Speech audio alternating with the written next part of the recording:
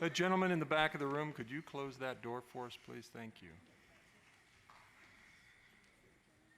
That fine and outstanding young gentleman in the back of the room.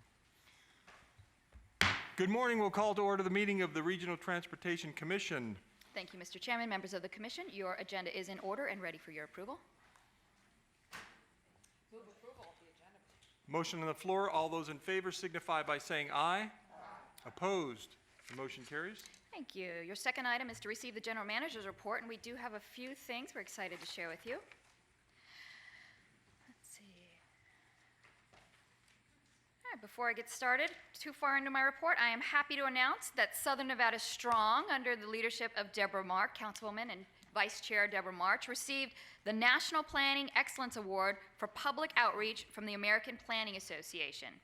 Each year, the American Planning Association recognizes outstanding efforts in planning and planning leadership, and Southern Nevada Strong was recognized for its unprecedented community engagement and collaboration amongst the local municipalities, with an estimated 6,000 community members participating, and that is a big number, and I know that because we've been working on our RTC outreach.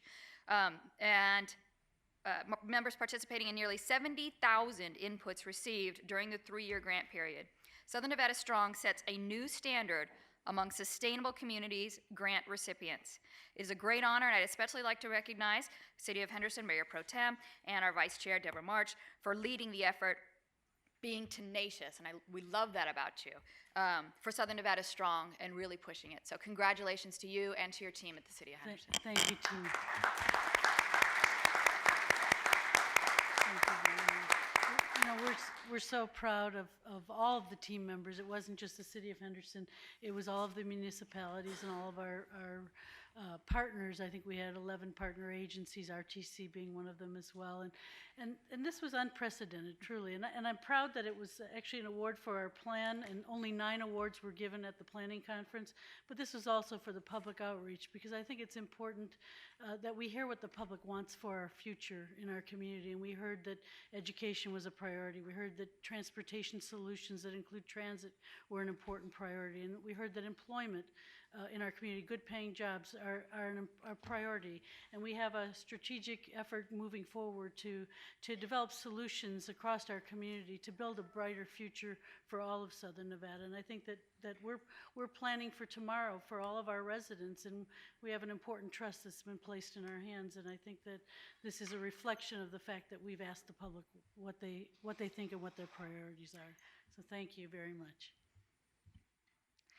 Again, we thank you as well for setting a new standard for how we conduct outreach in Southern Nevada, how much of a priority we put on it, and the different methods that we take and different approaches that we take towards it. So thank you.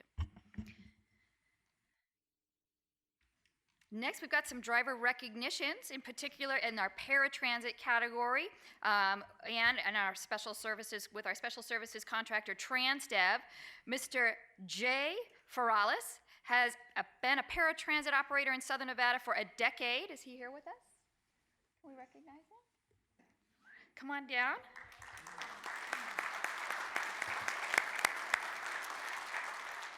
Mr. Ferralis has performed outstandingly and consistently operates his assigned routes with 98% on-time performance, all while keeping safety his top priority. He provides quality customer service to his clients and will go the extra mile when needed. Mr. Ferralis has excellent safety and attendance records and has earned the respect of his peers. He is truly a model employee for TransDev North America. So help me recognize and congratulate Mr. Jay Ferralis.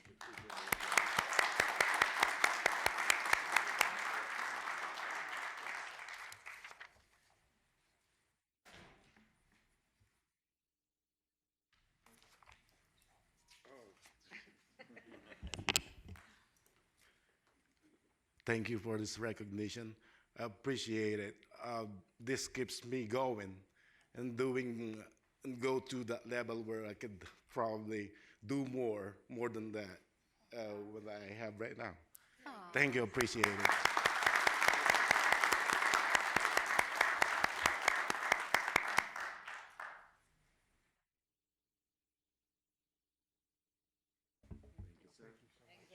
Appreciate it. Thank you very much. Next, we'd like to recognize a driver for our senior transportation provider, MV Transportation.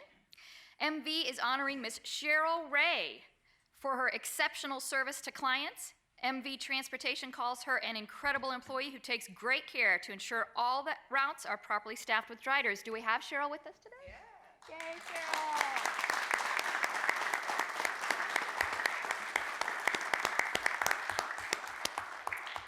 She makes sure that routes are running on time, and if her services as a driver are needed, she readily steps up to help her colleagues. We appreciate all that she does to help our senior clients.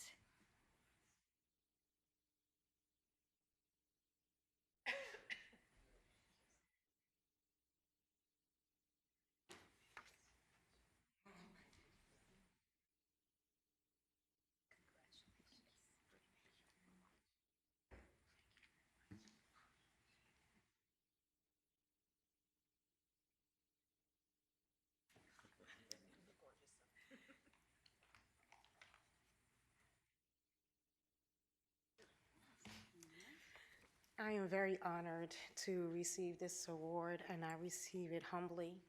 I truly have a passion for transportation, and the people who put forth such a great effort on the day-to-day basis. I've really, really grown to love my job, and I will continue to do the best job that I can for as long as you'll have me here. Thank you. Oh, yeah.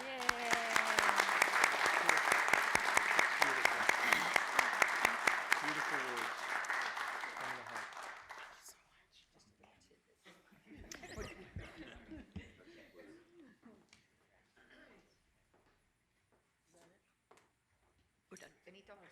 Yep. Sorry. Next up, we'll give you the latest quarterly update on our fuel revenue indexing effort. We are happy to report that as of March 31st, 140 design and construction contracts have been awarded, of which 61 of those are construction, and 79 of them are design. You have asked us to report regularly on small local businesses that are getting opportunities and getting work. We're happy to report 75 out of the 200 businesses who have received work as part of FRI are small local businesses. We've awarded a total of $338 million so far in FRI funding, and economists tell us that equates to about a little more than 4,300 jobs here in Southern Nevada. And to remind you that the amount that's come in under engineers' estimate is $46.6 million, so we've actually bumped that number of 199 projects now up to 221 projects. That number continues to grow. Some of the groundbreakings we had, you'll recall the City of Henderson broke ground on the racetrack road improvements in January. This $7.3 million project will create 44 jobs and will be completed in December. We had an opening on March 17th up in North Las Vegas. We partnered with the Regional Flood Control District. We celebrated that grand opening together of the Simmons Street improvements. And this is a $6.8 million project and created 88 jobs. We also, last Friday, the RTC plugged into a data sharing partnership with Waze, the free real-time crowdsourced navigation app powered by drivers. We were joined by Chairman Larry Brown, Las Vegas City Manager Betsy Fretwell, and the Waze Connected Citizens Program Manager Paige Fitzgerald. Let's see. And we also partnered with Einstein Bagels, who is helping us promote the Seeing Orange and Orange Cone initiative.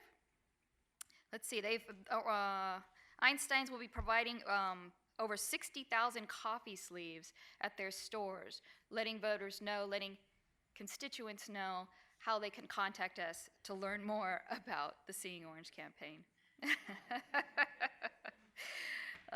We also, this photo that right here, I received that actually from a friend of the RTC. This isn't me, and it isn't an RTC employee. We have a friend of ours, Aaron McMullen from R&R, texted us that picture. And it's always nice when campaigns are working and reaching out to people. I would like to share with everyone a short video of the recap of the event for those who couldn't make it on Friday.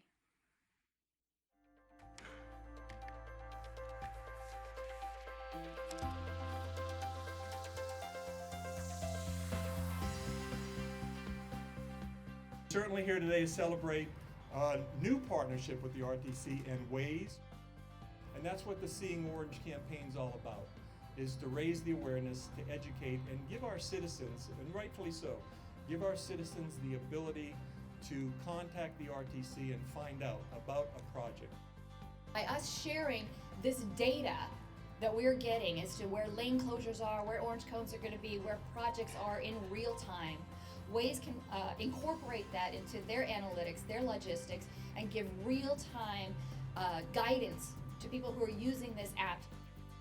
We're going to make sure that people have the right information at the right time to make good choices, and it'll make our public safety, our transportation safety, much, much better. And it's going to ease those tensions in the roadways. The program's goals are threefold. First, our goal is to increase incident response times. As soon as they're reported by Waze users, those incident reports go directly to RTC and our other government partners. Our second goal is to facilitate two-way driver communication. As is the case with Seeing Orange, RTC will send relevant information directly to Waze users. Our third goal is to improve infrastructure planning. RTC will be able to analyze the Waze data over time, allowing them to gain insight into the locations of frequent congestion and hazards, and enabling them to make smarter planning decisions.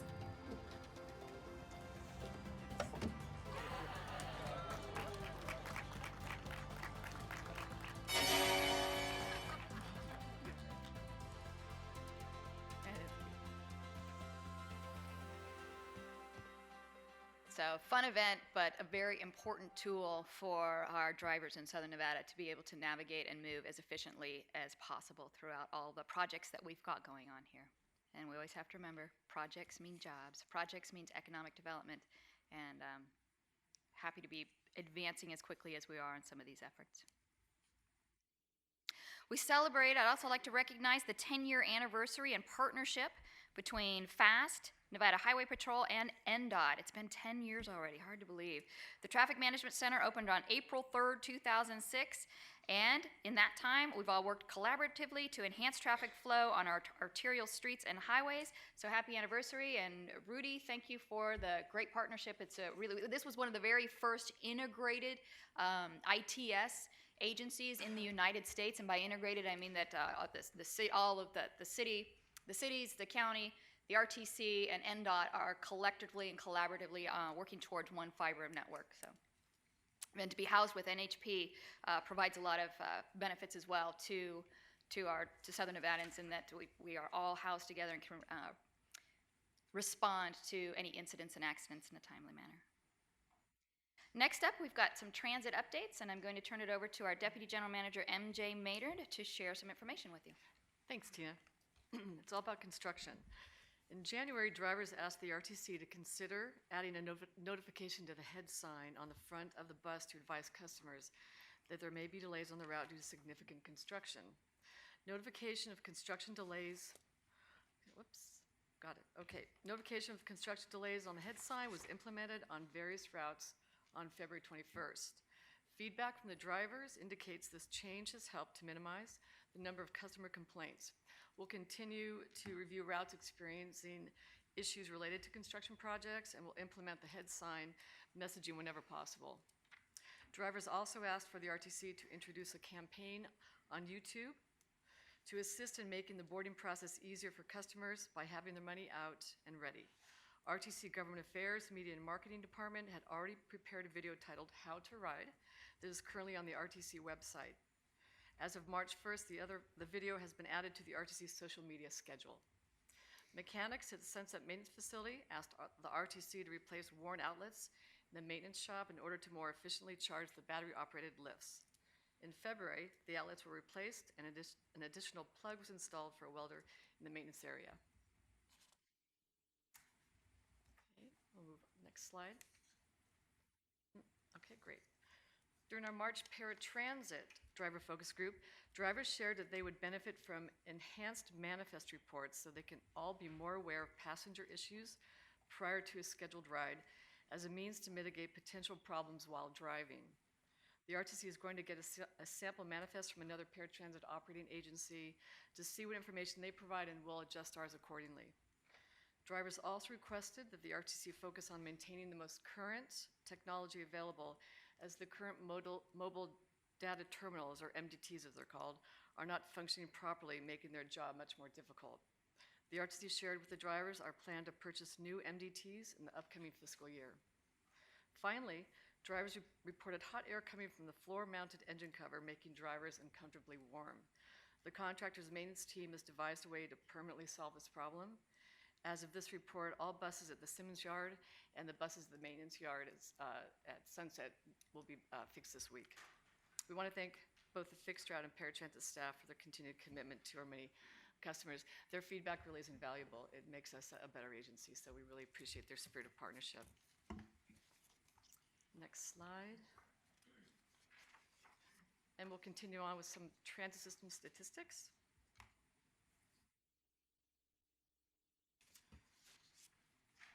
As part of our ongoing reporting of our transit system, we'd like to provide you with a year-over-year look at our ridership, on-time performance, maintenance, and customer service. As you can see on this slide, ridership has increased system-wide for the period of August 2014 to February 2016 by 1.8 million boardings.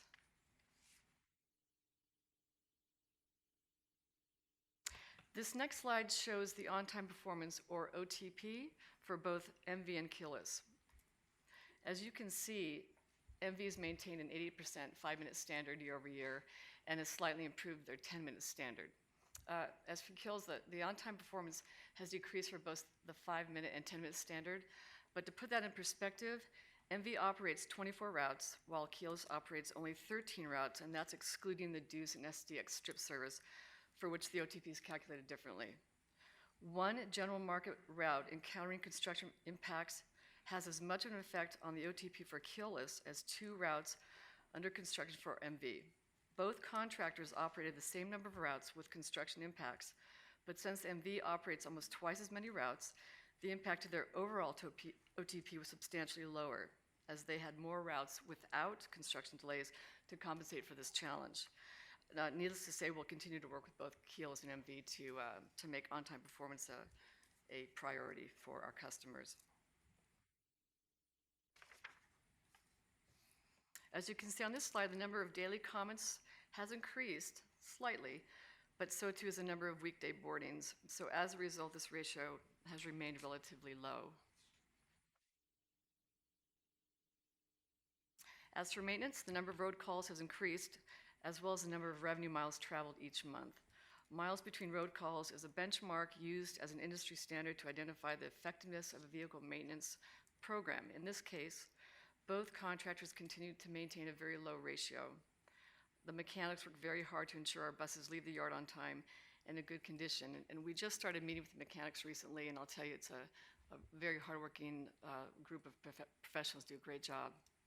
So many thanks to the employees of MV, Keyless, and Transdev for their dedication and their commitment to our customers that we serve each day. And that's my report. If you have any questions, I'll be happy to answer.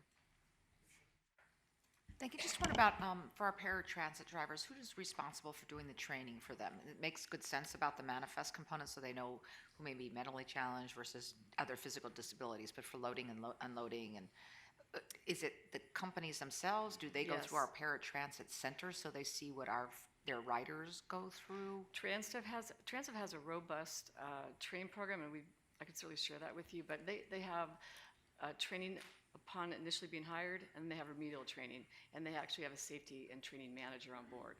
Okay. Do they ever go through our Through our you know what? They have not gone through this new facility. A lot of them have seen it, but I think that's an excellent idea. It just sometimes it makes me always appreciate, even as a special ed teacher, you don't know as we age in place, also where Right. needs are coming into play. So, okay, thank you, Mr. Chair. Question, if I may? Thanks, MJ. actually, a couple of comments and then one question, which actually includes Rudy. Are the ridership increases due to new routes being added, or are you seeing the same routes showing increased ridership? You know, we have seen an increase due to the new routes, about 35%. And I think Angela's going to touch on that in terms of our marketing efforts. But when we introduce a new route or add frequency, we have seen about a 35% increase in ridership on those 3 routes. Okay, thank you. My my comment would be, I'm sure the time constraints or changes, some of it has to do with the construction that's going on everywhere, which I'm sure is a challenge.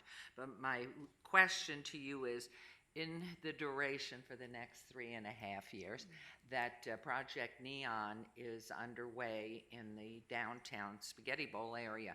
Are we doing anything to address letting the public know here are some new routes or changes in routes that will be working with NDOT to move people in a better way? And I would certainly suggest that as people are trying to get into the downtown, whether it's the lawyers and the court system or the business people, that maybe we could look at route notification or something to help with that.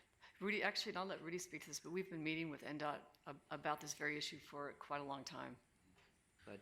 Yes, we would definitely use any tools available to get that communication, use links from our website to the RTCs, but have real-time information accessible for folks that rely on transit to get to work. Thank you. And Mayor, we'll be proactive. We'll get staff that's actually out on the routes that are currently running, and those that will be affected and change. What we do is with the quality assurance staff, we actually talk to the customers and say, hey, in 2 weeks, this is going to change dramatically. We'll give them new information, what the route looks like, what the detour looks like, so to get ahead of that, because not everybody has access to that kind of campaign that maybe is on a website, that sort of thing.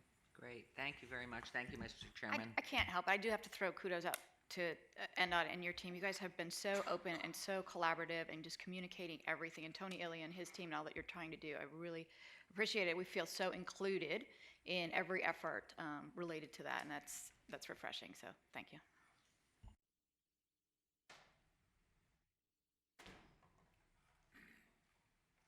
Thank you, Mr. Chairman, members of the board. That concludes your general manager's report. And next we have the Nevada Department of Transportation Director's report.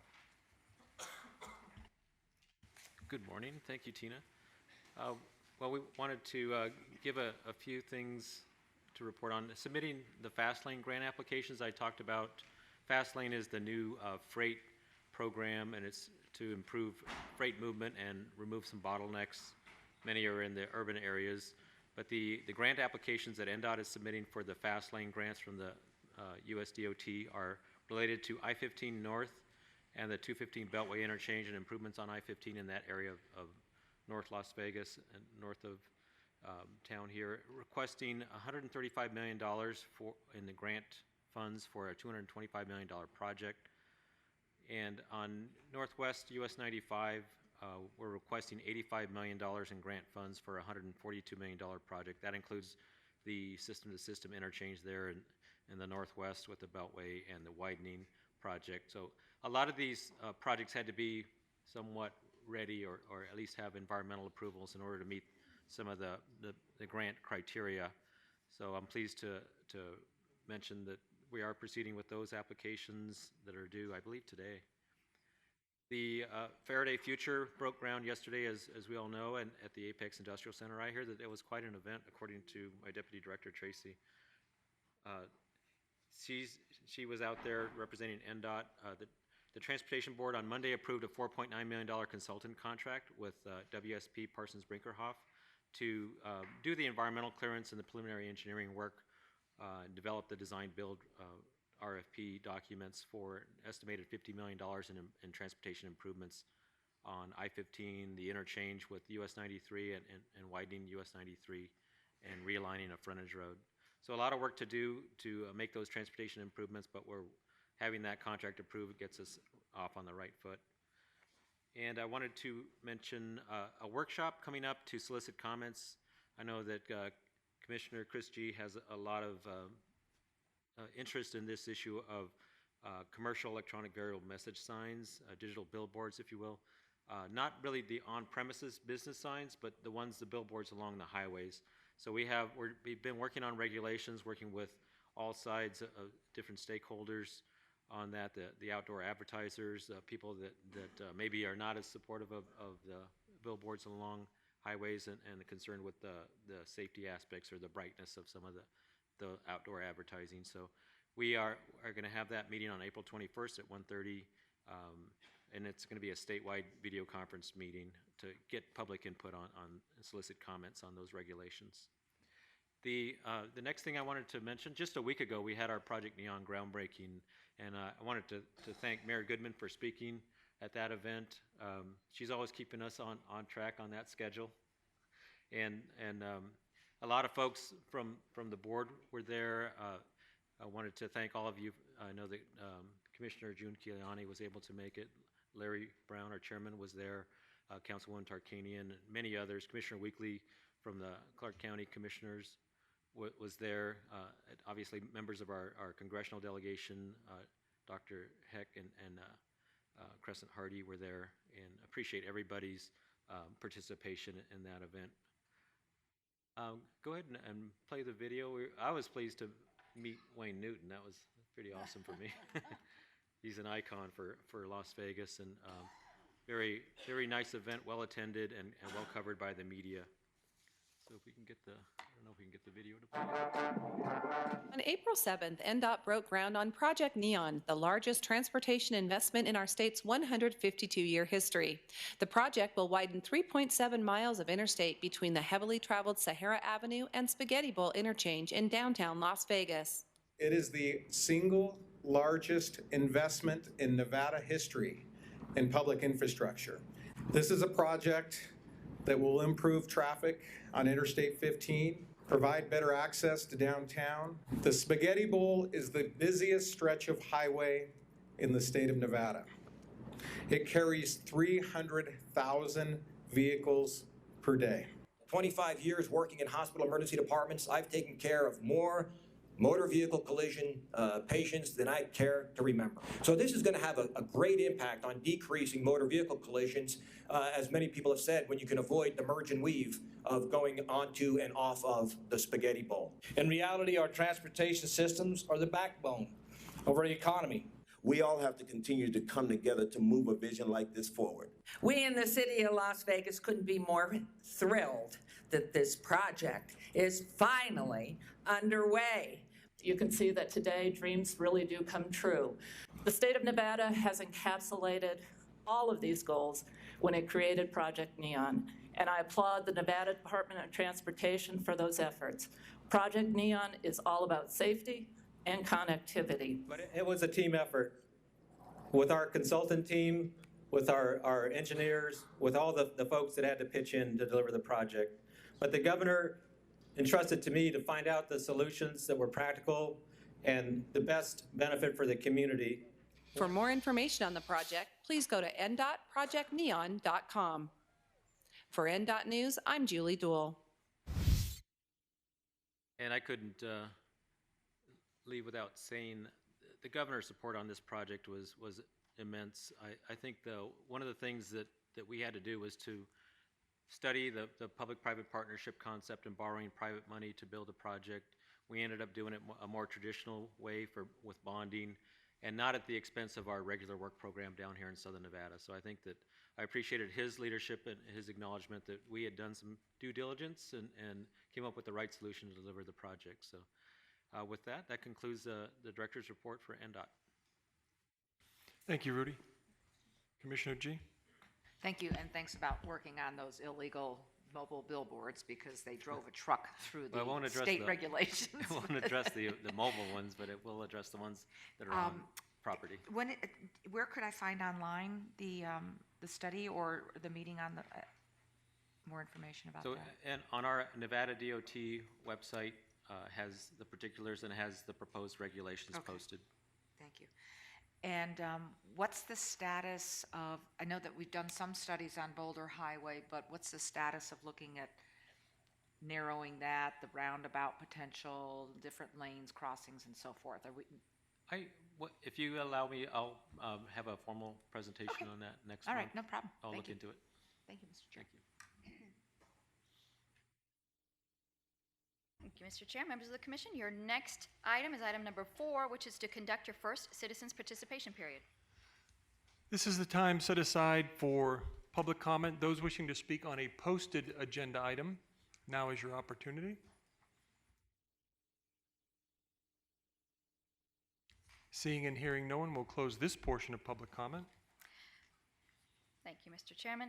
Next is your consent agenda, which is made up of items 5 through 35 and may be taken in one motion. Commissioner G? I would move approval, but I'd like to take item 23 off just for discussion.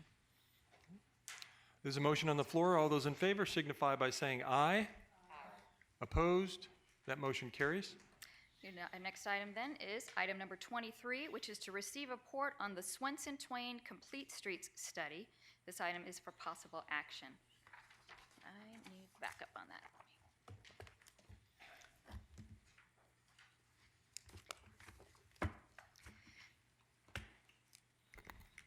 Mr. Chairman, members of the board, Raymond Hess, RTC staff.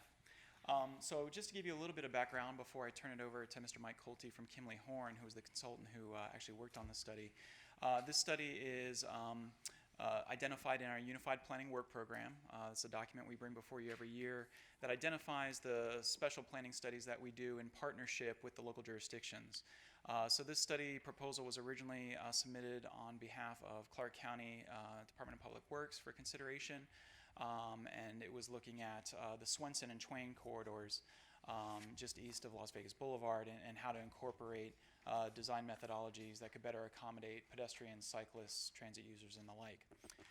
So I'd like to turn it over to Mike to kind of give you some highlights of some of the findings of that report and then entertain any questions you might have. Thank you, Raymond.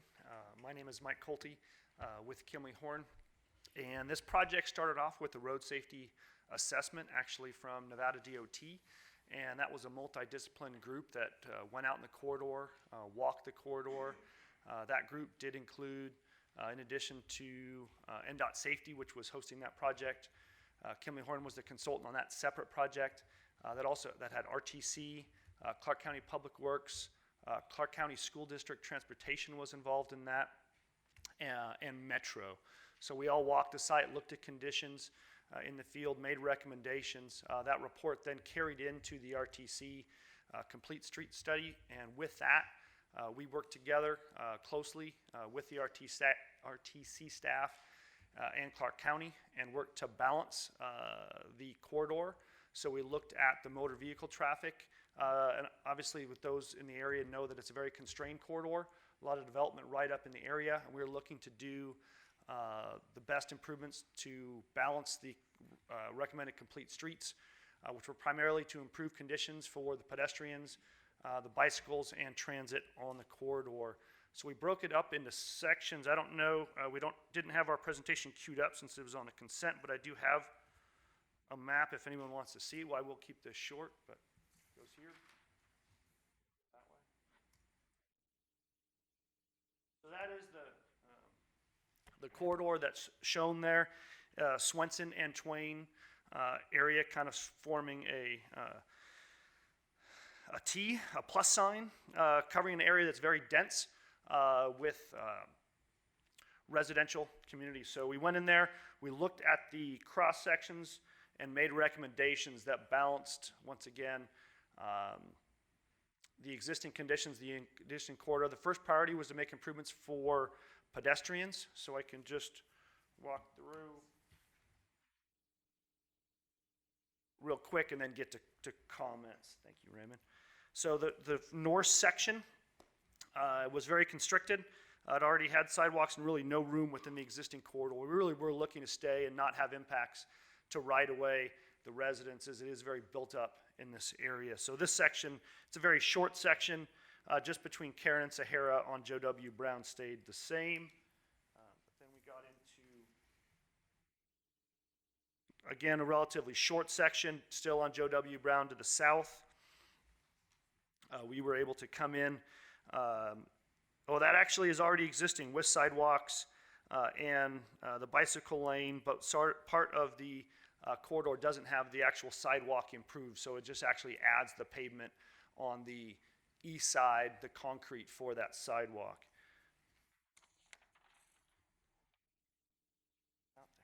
and this covers a majority of the section. So a majority of the section, Swenson to the south of Maryland, and then Twain from Paradise to Maryland, and Swenson from Harmon up to Desert Inn. So really the majority of the corridor, the real core of the corridor, was this section. A priority in working with the RSA was the pedestrians, making Americans with Disability Act improvements, widen the sidewalks. So the first priority was to widen those sidewalks out to 7 feet, improve those conditions. Also relocating the transit shelters as far back as possible. We looked at some alternatives. We looked at some alternatives with narrower 10-foot travel lanes in working with the county closely, County Public Works. It was determined that 10-foot travel lanes with the truck traffic in the area wasn't going to be part of the recommendation. So the alternative with the 10-foot lanes and the bicycle lanes on the outside didn't become a part of the recommendations of this corridor on that. I think with that, I'll probably turn it over to questions unless there's anything Raymond wants to emphasize. Thank you. Commissioner G. Thank you. When I look at the report, as I was reading it or rereading parts of it last night, there were basically 3 different sets, and they did it by priorities and then looked at financing components. It just seemed to me that as we're moving into more complete streets as well as safe route to schools, we shouldn't take the minimal approach. And to me, this one seemed to be the least that could be done and didn't address both pedestrian and bicycles. And so I look at 4.3.1, the cross-section of certain pedestrian does not provide for a bike lane and also still calls out for a 14-foot wide lane, which is pretty wide any longer, and that's part of what we're going to talk about on Boulder highways to narrow that. Then I go into some of your recommendations, the study areas, number 88 and 89. This doesn't even contemplate updating the accessibility for ADA, which I think we should be doing that when we're in the middle of a construction project. Provide enhanced bicycle and pedestrian features throughout the corridor, but that was not included in the report or the recommendations that came in. Again, Swenson Street, number 91, investigate alternatives to provide a bike lane.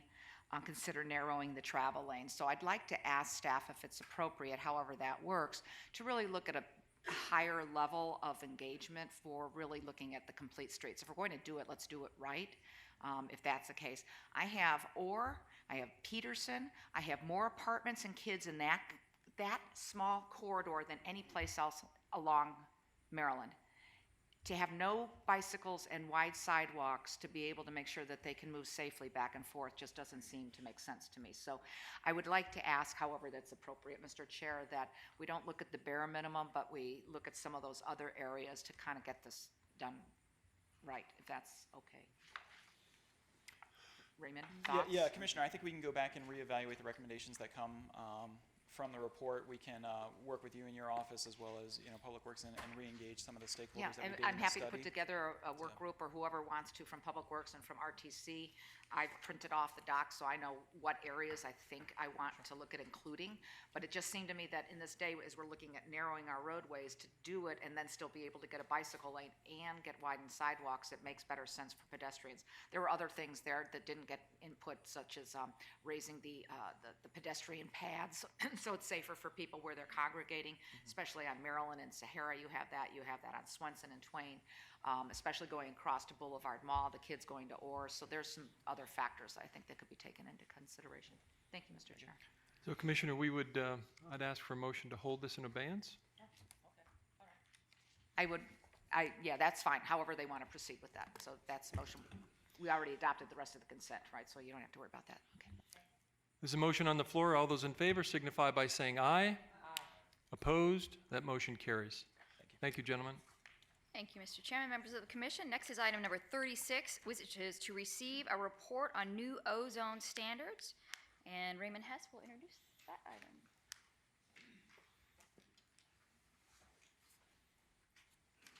All right, Mr. Chairman, members of the board, this was a follow-up to a recommendation I believe that was made last month or the month before from Mayor Goodman to report back on the new ozone standard that took effect, was announced by Environmental Protection Agency back in October.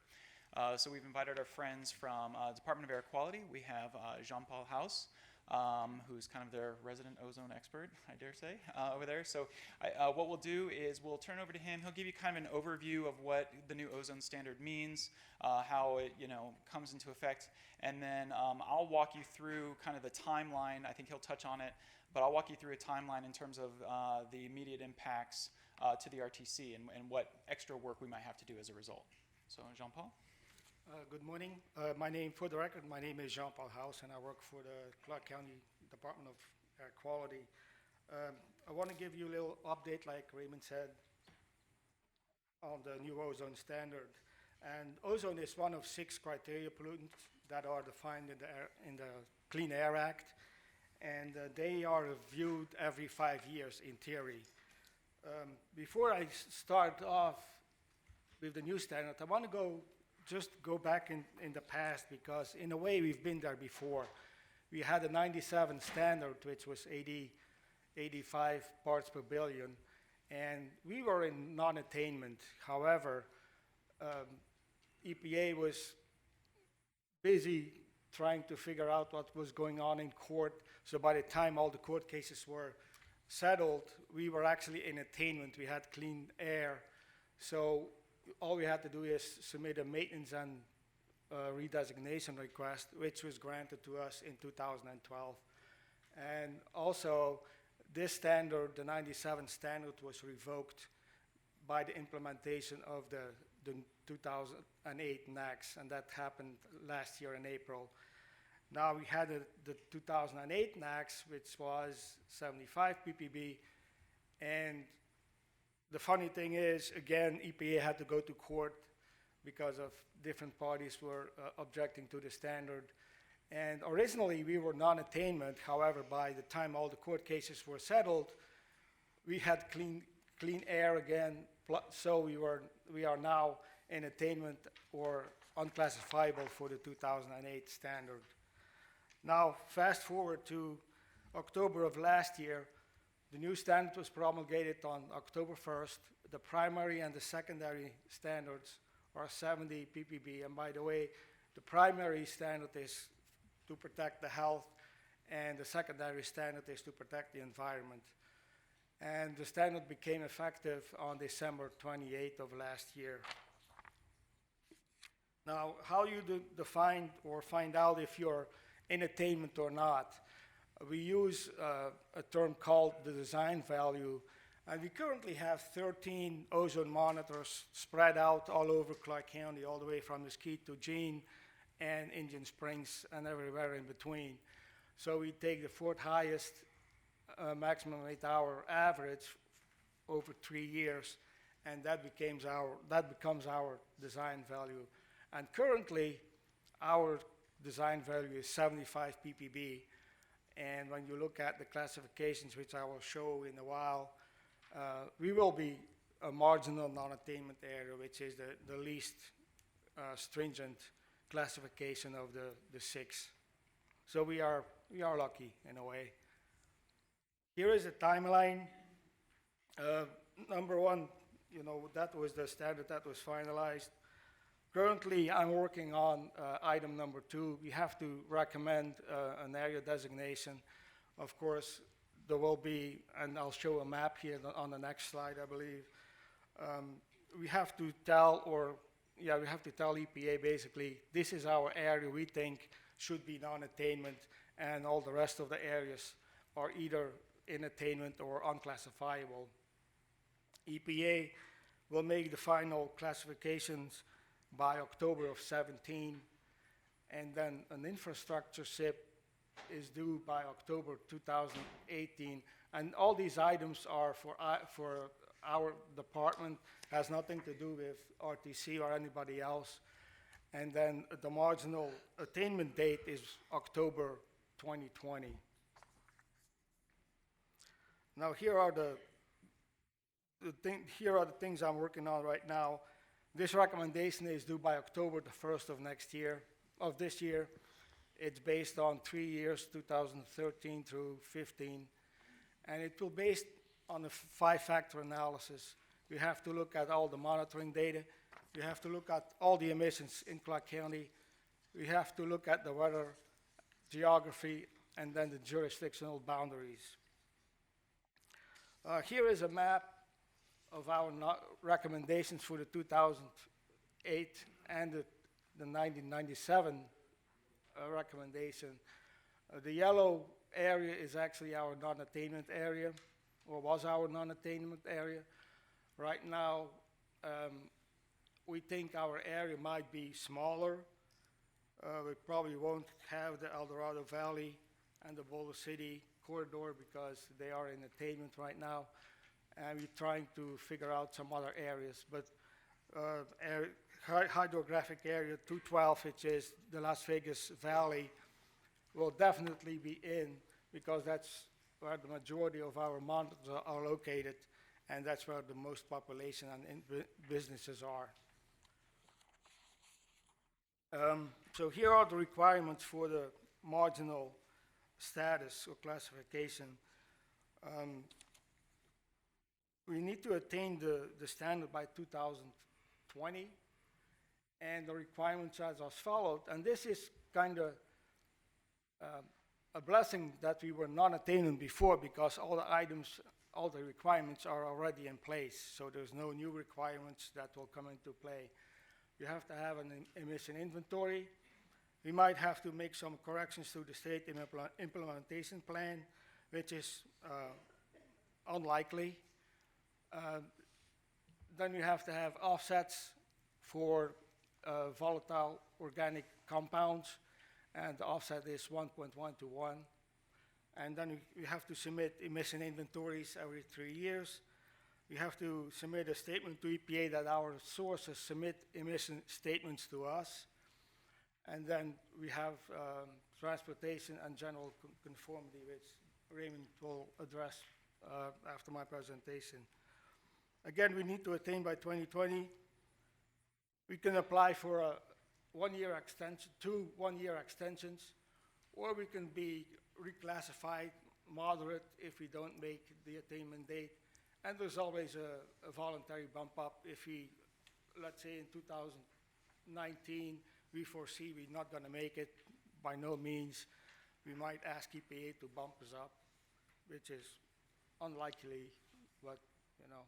So here are all the classifications I was talking about, and we are marginal on the bottom, so we have to, all the requirements we have to meet are the first 3 rows. Now, when you go up, let's say you're severe for 15 or 17 years, you have to comply with all the requirements that are underneath the red line. So the worse you get, the more requirements you have. So when you look at this chart, you know, there's no additional control measures that we have to implement whatsoever. We have the program in place, so all in all, I think we are better off than most places in the United States right now. And one thing I want to add, EPA will make the non-attainment classifications next year, but that will be based on 2013, 14, and 15 data. So whatever, 16, 15, and 14 data. So whatever happens this year is very important for us. So, but the US EPA did some computer modeling, and they predict that we will make the standard at least by 21. So, you have any questions? Thank you. Mayor Goodman. And thank you very much. I really appreciate this because in working with NDOT and Caltrans and the federal government, number one, will any of these, if we only hit moderate level approval, does that preclude our transit from getting federal dollars? No, not. So we have to be in the non-compliant level to be And excluded. even so, even then, when you're in a marginal, a moderate area or above, you have to submit a state implementation plan and show how you're going to get in attainment within 6 years. But yeah, that's the next level up. But EPA cannot penalize you until you either meet the standard or you don't meet the standard. And then there's a whole other procedure that goes on, but, you know, we don't foresee any problems whatsoever. Well, with I would, if I transportation. might, and through you continuing, and knowing my Boulder City, since it's up high, is not even part of this at all, and poor Henderson is in the bucket, and looking out windows and looking at Henderson, and we know everything coming in from California is Right. our biggest problem. Right. Is there anything that we can do through your studies to press on the federal government to give funding to widen the I-15 from state line into Barstow? Because with all that traffic backed up, that creates so much of the pollution. Is there any way, or are you already working with Caltrans and NDOT at the federal level to widen the I-15? Because obviously at the end of it all, on the soft side, it's our tourism, but more specifically as we're moving more and more trucks, more and more freight, we are creating more and more pollution, to say nothing of the fires in California or anything else. And I think we need to couple, if we aren't, and get on it now while they're still looking at the freight problems to help us out of this mess, because we're crippled unless we build 5 miles into the sky some type of wall or something to keep the pollution out of this community.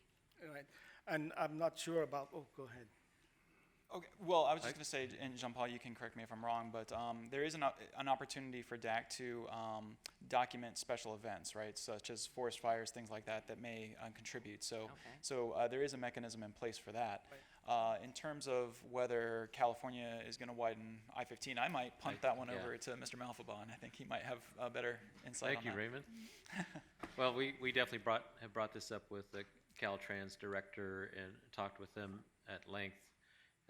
Had some conversations also with their regional administrator in Southern California, and unfortunately, it's not a priority to Caltrans, but we are looking at some other options, maybe with these grant funds. To eventually, these grant funds are going to be throughout the life of the FAST Act, the Federal Transportation Bill, which is a 5-year bill. So we want to keep the conversation going with Caltrans on the importance of the I-15 corridor. It's not in their long-range plan or their near-term plan to widen it, and we want them to know that it's important to Southern Nevada and just to Nevada at large, to both for the movement of freight. We definitely will use the freight funding that's available from the FAST Act and the grant opportunities for better movement of freight to address some of these concerns with air quality, just mobility on our interstate system on I-15. Okay, because I think, if I may continue, Mr. Chairman, this is just something that is so significant, and it all cobbles together everything. And aside from the pollution to our lungs and everything else that we live through here, and because we are in a valley, this is critical. I wonder at some point, too, as we do studies someday, moving when we have more money, the medical issues that the people who live here suffer because of that. And if it's different in Boulder City because they're higher up, than it might be in Henderson or something. I just think this is so significant. We're in a position that we could get dollars to move that traffic, which, as the projections for growth in southern Nevada here are huge. If I might add, it's just not the pollution from the traffic. We got a lot of transport, ozone transport, coming from the LA basin and from the San Diego area too. And, you know, all the western states and local agencies such as us have been working together with the US EPA for many years now, all the way probably from 2005 up to today, to try to convince EPA to address transport in the West. It's so, you know, it's not just the traffic, but it's all industries that comes in. Right, it's all their pollution. But anytime you drive in there, you fly over it, you see that yellow. Yeah, but I can assure you, we've been working hard to work together with EPA and other partners to trying to come to a solution for this problem. Thank you. I know you must be, and thank goodness we have professionals like you that are on this all the time and helping us, and I really appreciate it. And if I may also applaud Department of Air Quality, if I remember correctly, they submitted comments when the proposed rule was being made for this new standard. They brought up all the issues that you just mentioned, the fact that a lot of the ozone issues that we experience aren't generated here. They come from outside our region and are outside of our control, and that EPA should really take under advisement some sort of mechanism that can account for that. And it is, as John Paul mentioned, it's something that they keep hammering with Environmental Protection Agency to take under consideration. So they've been at the forefront of that discussion. Yeah, in February there were 2 meetings in Phoenix, Arizona, where we went to and pleaded our case again with EPA. And again, this is just not us, but there's 13 other states in the West that have the same problem. Thank you. You're welcome. Mayor Woodbury? I just wanted to thank you for all the shout outs to Boulder City. When I come over that hill like I did today, we do see the big black cloud down in the Las Vegas Valley, and recognizing that you are at the mercy of Mother Nature a little bit. Sometimes the winds come and clean it out, and sometimes they don't. But I feel like I have to put my gas mask on. Not that we think we're better than anybody, but that's just another great reason to live in Boulder City. So we're high up there. We're happy to help build you a tower if you want one. Thank you. Thank you. That marketing plug was not paid with taxpayer dollars. Very well. Commissioner. Thank you. I think there's a couple issues, though, that we still should recognize, and part of it is legislative. I don't think people realize, unless they've changed it since I was there, that we only require smog checks in Clark County and Washoe County, not Mount Charleston and not Tahoe, none of the other counties, and it doesn't stop at the border, as we know, from California. So there's still some things I think we need to do as a state to make sure that we're stepping up to show the EPA that we've taking this issue seriously, because believe me, it comes from Nye County as well, and it doesn't go, oh, there's Clark County, I'm not going overboard that. I do still think we need the high-speed train to be able to connect us properly from LA and the basin and to move goods and services. I know that there's a couple logistic ports that are being discussed, I think in North Las Vegas, and then maybe it's Sloan or something along those lines, to look at offloading your goods and services so that the trucking can get to the back of the house to be able to get their goods and services in a different way. And I don't know where you all land on that, or if you've been involved in any of those discussions where that could come into play. No, we've not been involved. I know legislatively they were talking about it, and maybe part of it is with the Faraday piece coming in. I know they're now talking about maybe routing some things up the backside so it's less in the congested areas of coming through 95 and I-15s, which would help everybody. But those hubs can help offload, because that's a great deal of it. But I still think personally that it's time for steel wheel, not, and with no disrespect, from here all the way in, rather than trying to figure people are going to drive for 4 hours to get on, at Barstow or something, or Palm Springs or wherever they were discussing some of those other components. But that's still something that deals with, because Mayor's right, those folks are our tourists that are coming here. It's 30+% of those folks that are driving in. And when they had the fire at Cajon Pass, was it last summer that they had that fire? That hurt our tourism. That blocked a lot of cars coming in. There's a safety factor. And I know I rode the Amtrak 15 years ago when they were testing out, because you're on the same bed, you have to share the bed, and they were looking at those changes that were there. But it was 5.5 hours, but with people to get them out of their cars, you got to go a little bit faster and a little bit quicker, and they'll still have to deal with El Cajon in the long run. But there's just some things that we have to look at in the multimodal that will help with the containment part of it. It sounds like we've got some time, but we don't want to get back into that again, because we just got off of the containment piece. So I think that's, or the attainment piece. So appreciate your work, but there's some things that we need to do both legislatively as well. And I believe that the I&M program will be on the legislative. I'm sorry? I believe that the I&M program is back on the legislative agenda. Is it back on it? Okay. But I'm not sure what changes are proposed or will be proposed. Okay. That's not my area. Yeah, that was that public-private piece.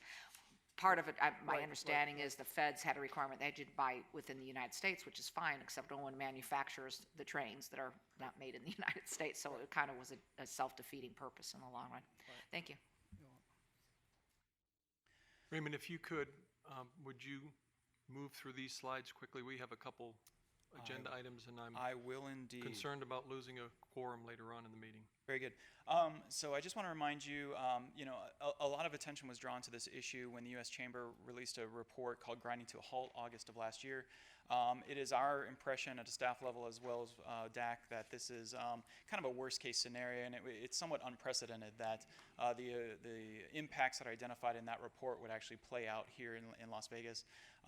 We're only aware of actually one metro area where federal funding was withheld as a result of being in non-attainment, and there was just blatant disregard for trying to show any progress to meeting attainment. So as you've heard already, there are a lot of steps that are being proactively done here that we can demonstrate to EPA that we're taking this issue seriously, and we don't anticipate any adverse impacts to funding. So I'll quickly step through some of these.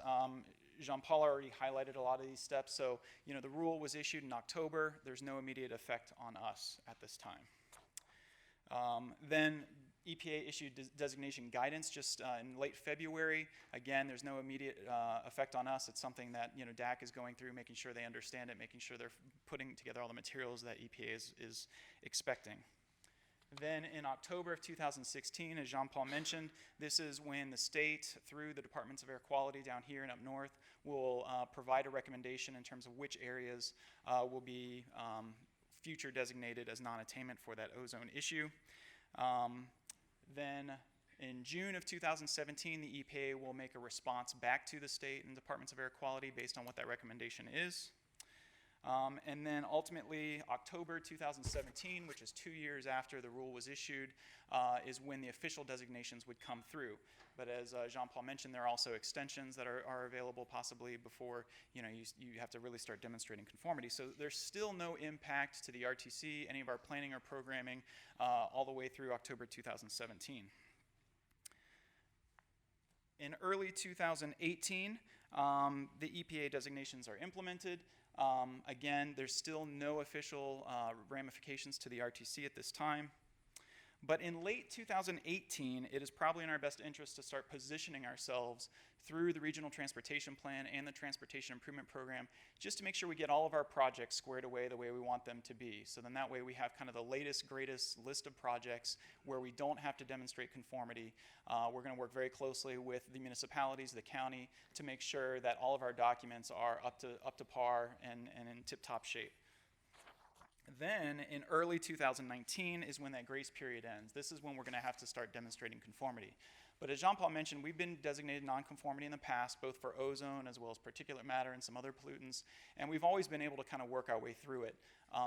We're going to work with Department of Air Quality on budgets for ozone, and so the way the system works is we have to do a little bit of extra work on our end.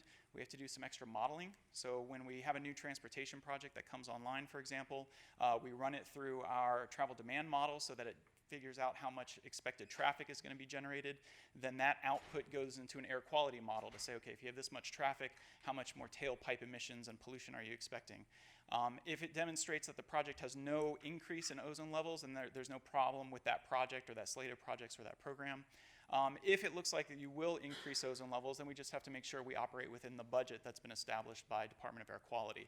And so that's why we have kind of this very good working relationship to make sure that those budgets are commensurate within the parameters within which we can work. So that's really, early 2019 is kind of that point where we really have the additional work that needs to go on. And then according to EPA's projections, we expect that by 2025 or much earlier, that we will just naturally move into attainment to the new standard of 70 parts per billion. This is in large part due to increased fuel efficiency standards, the corporate average fuel economy CAFE standards that are required, that just naturally as cars become more fuel efficient, there's less tailpipe emissions, less pollution as a result, and so the ozone level will continue to decrease over time. Was that quick enough, Mr. Chairman? Outstanding. Councilwoman. Thank you. Raymond, it would seem that looking at the classifications and then also at the growth that's occurring in the valley, that the case is almost being made for us to be looking at more aggressive transit and transportation and light rail solutions for the valley. So I think these are important times and important conversations to be having, especially as we're looking at our 20-year master plan now, what we're going to be doing going forward, because if we don't achieve attainment, that's problematic for our valley. And we can't keep adding more cars to the valley, especially with the growth that's occurring. So we've got to be looking at transportation and transit solutions for how we move people across our community. Councilwoman, you're absolutely right, and we will eventually plateau out. As more cars become more fuel efficient, you're only going to realize that benefit for so long before it kind of bottoms out. And so you're right. The path that we're on looks like we're headed in the right direction, but ultimately there probably will have to be other solutions that address tailpipe emissions. So you're absolutely right. Thank you, gentlemen. Thank you. Thank you, Mr. Chairman. Your next agenda item is item number 37. It reads, to receive information on the May 2016 RTC Board of Commissioners meeting and direct staff accordingly for possible action. The regular meeting of the RTC is scheduled for May 12th, next month, 2016. Nevada Revised Statutes 354.596 requires that the RTC set a public hearing for the tentative budget on the third Thursday in May of each year. This year, that date falls on May 19th of 2016. Rather than hold two meetings, it is recommended that the RTC reschedule its May meeting to the new date of May 19th to address normal business and conduct a public hearing on the budget. The meeting would be held at the regular place and time at 8:45 a.m. or at an alternate place and time as determined by the RTC. If the Board of Commissioners approves this change, notification will be published. Entertain a motion. Motion on the floor. All those in favor signify by saying aye. Opposed? That motion carries. Thank you. Your next item is item number 38, which is to receive and adopt the final Transportation Investment Business Plan, or the TIBP, and direct staff accordingly. And presenting to you, we have Senior Director, Mr. David Swallow.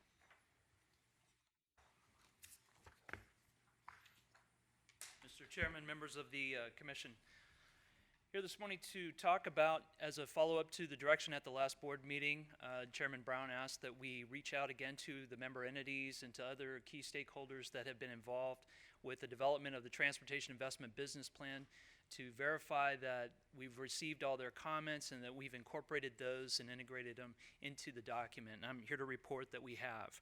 And what we're asking today is that you consider adopting the Transportation Investment Business Plan and giving us direction to move forward.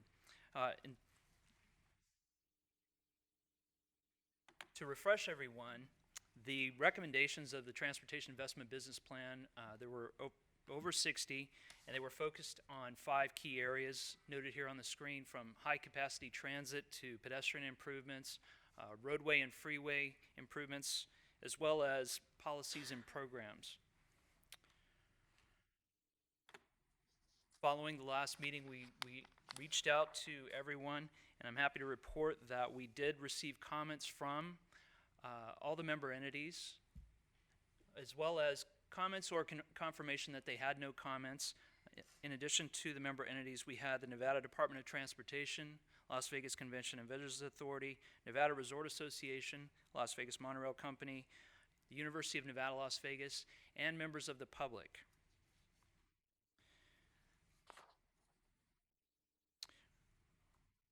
What we heard, I think, echoes what Mayor Woodbury said at the last meeting, and we agree that the cities in the outlying communities are critically linked with our region's economy, and accordingly the RTC will continue to partner with our member entities to maintain and improve the transportation networks and throughout Southern Nevada.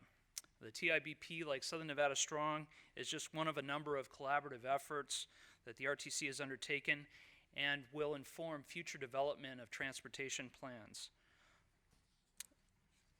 Staff recommends that the board adopt the TIBP and give us direction as far as pursuing recommendations that are within the RTC's purview. And with that, I'd be happy to answer any questions. Thank you, David. Mayor Lee. Thank you very much. I'm on the Convention Authority Board, this transportation issue is a big issue, and the ozone attainment and everything that takes place within this valley has to do with the transportation, it seems like. And I think it should be desired of this committee to continue having the RTC and the local governments here lead on this important transportation issue. They put together the plan. They're nationally recognized for collaboration and coordination. And although local governments can quickly come together and work on this plan with Southern Nevada Strong, I think that you've done well this March on bringing everybody together on these issues. And so I would like to make a motion that we accept this and that we continue to keep this in the RTC, this committee's purview. That'd be my motion. There's a motion on the floor, but we'll have some comments. Commissioner G? Thank you. I made a note to myself for some reason, so maybe you can help me figure out what I was writing. It was about the LVCVA and mobility. I think there was something about maintaining the curve, or maybe that was the other study. I know that there had been a request to straighten Joe Brown, and I know that when I spoke with Rossi several months ago that they still would like to entertain that, and I just don't want to lose sight that that's a possibility because it will help with the mobility around that area. Okay. Was that anything that bubbled up to you all?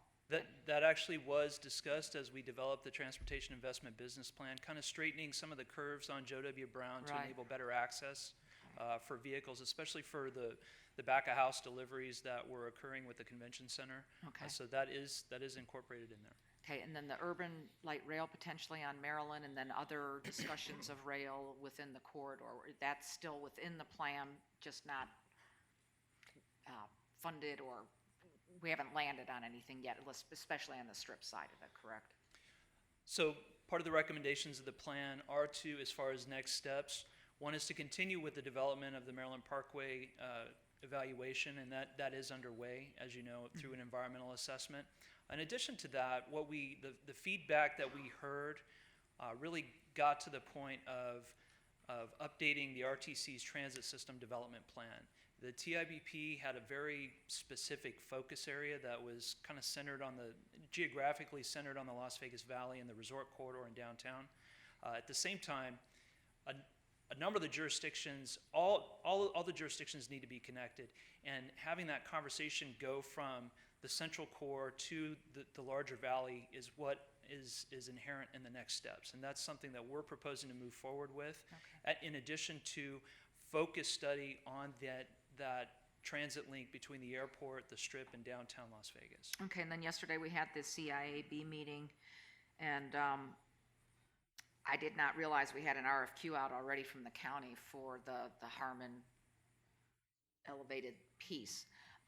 Some folks were interested in making sure that we, again, get the people together before we issue anything to make sure that the university was involved, that the tourism board was involved, that it's not just the county, even though it's our project that we'll be paying for, but to make sure that we evaluate that I was excited about the design, even though it's an older type model of a design. It was something different that we were looking at within the county.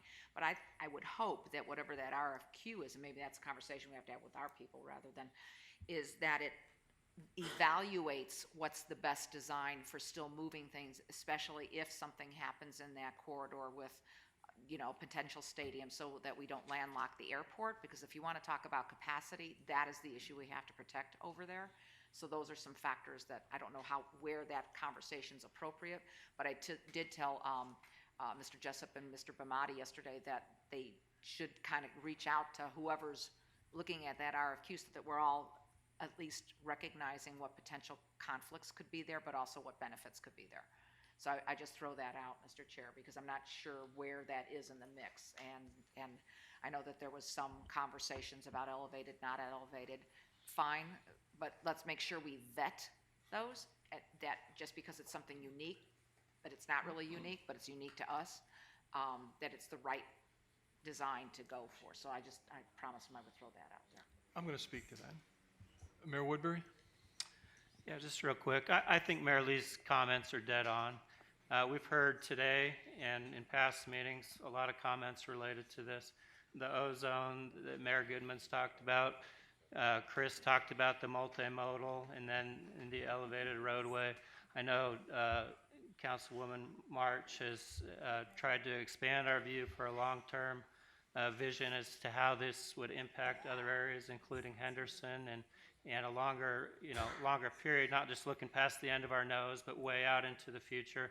I've made comments about how, in the past, about how we need to look at funding sources, perpetual funding sources, ready-made into this TIBP project. It's there for the taking. We just got to be creative about how we get a hold of those funds, and then we look at the impacts that are going into the future. So, Mayor Lee's comments are dead on. The RTC is the regional entity that needs to handle these things, and we need to collaborate on this. We can't do it in a vacuum. We can't do it on our own. It's never going to work. So I fully support what Mayor Lee says there. Councilwoman. And I wonder if maybe as we look to adopt the TIBP, that one element that we could add to this is that we aggressively look at the 20-year plan for transportation as part of our recommendation too, so that we are not just looking at today, but we're looking at the bigger picture for that plan. Thank you. Thank you. We'll hold that motion just for a moment. I'd like to make a few comments.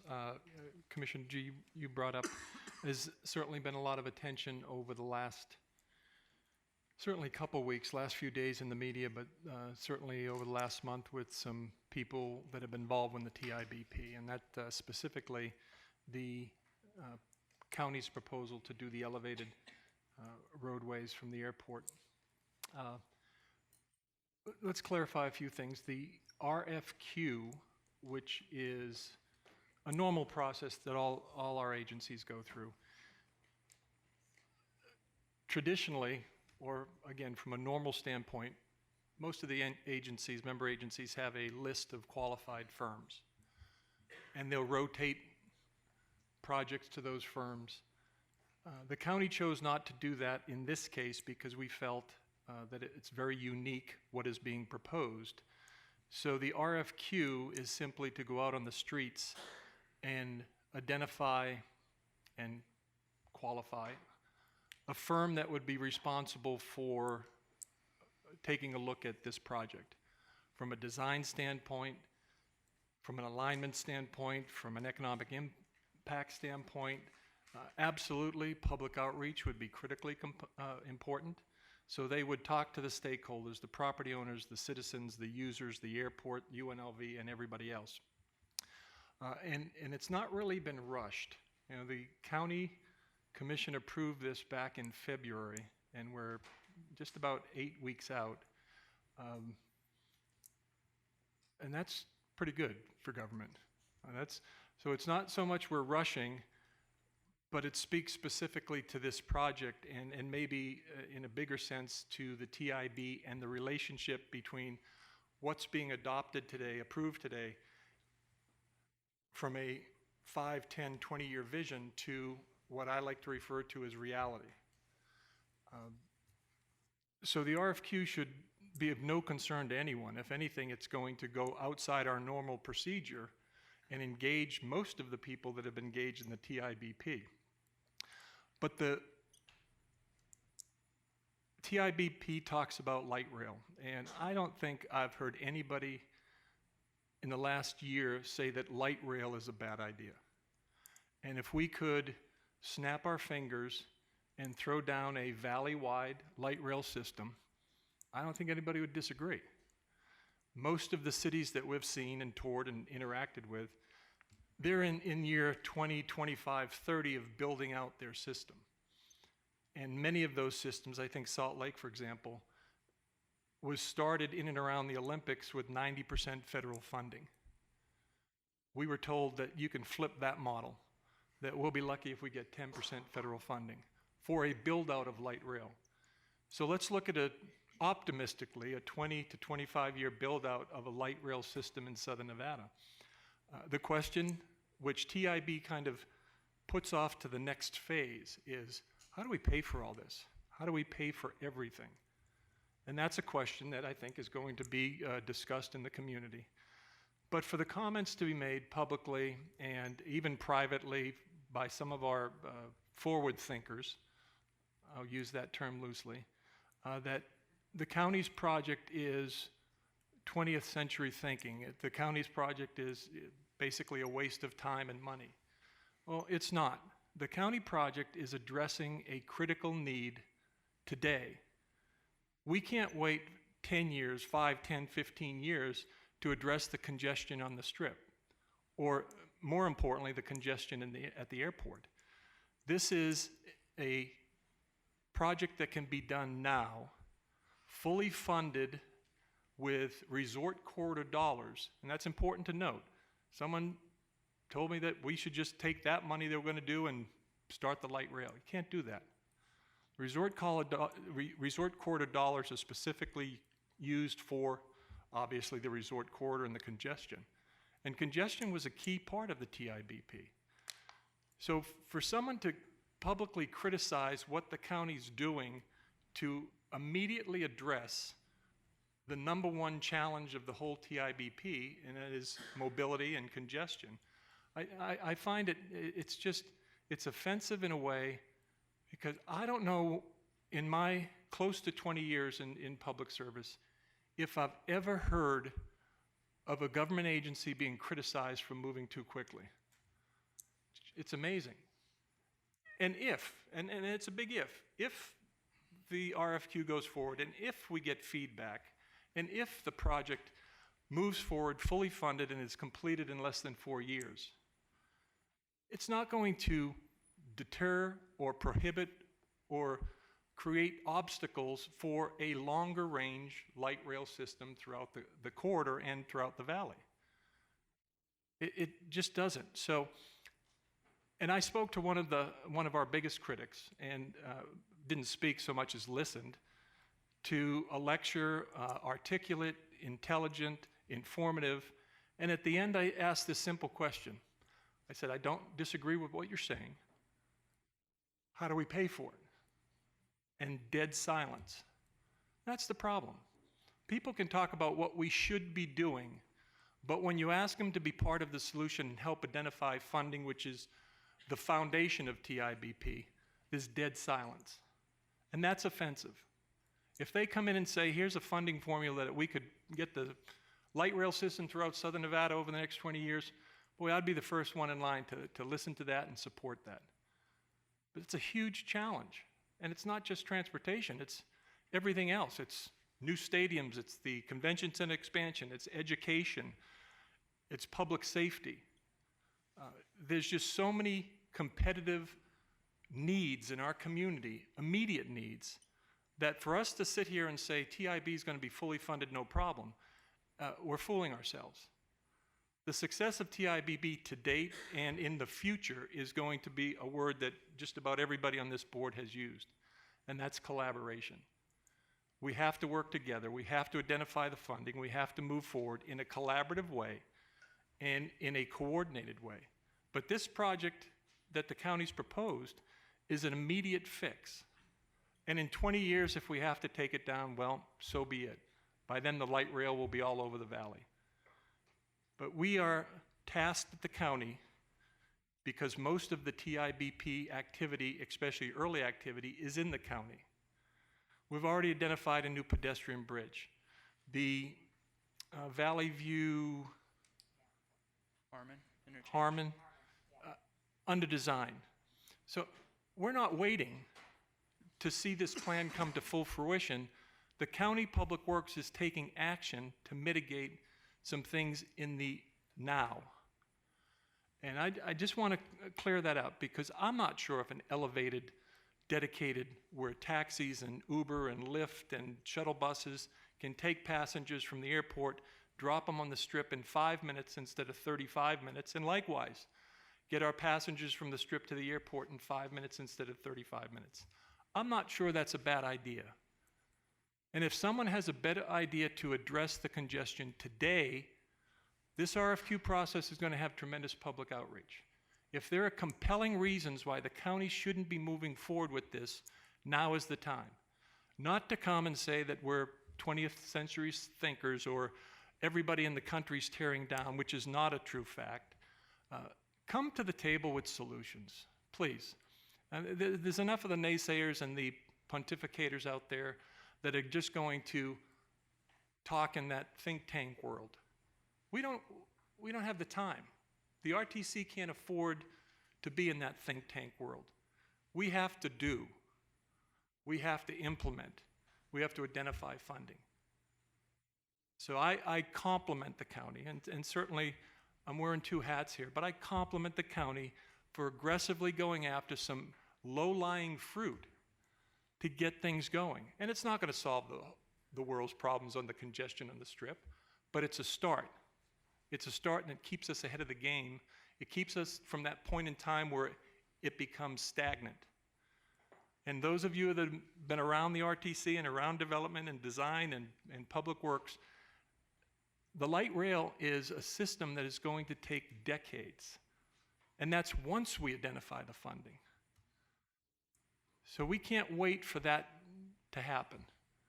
We will work aggressively towards making it happen, but there are a lot of things, not only at the county, but at the City of Las Vegas and throughout our member agencies, that are going to be done in conjunction with that bigger plan. So I just wanted to put that on the record to clarify what the RFQ is all about, that it's public outreach, it's taking a look at, is this the right thing to do? And with that, Mayor, I will call for the question, and there's a motion on the floor to approve and move forward with Councilwoman March's additional comment. All those in favor signify by saying aye. Aye. Opposed? Motion carries. Let's move forward.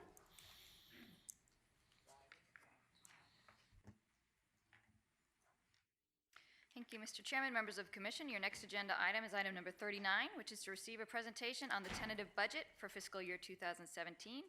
And we have got our Director of Finance, Mark Trosdahl, to give the presentation.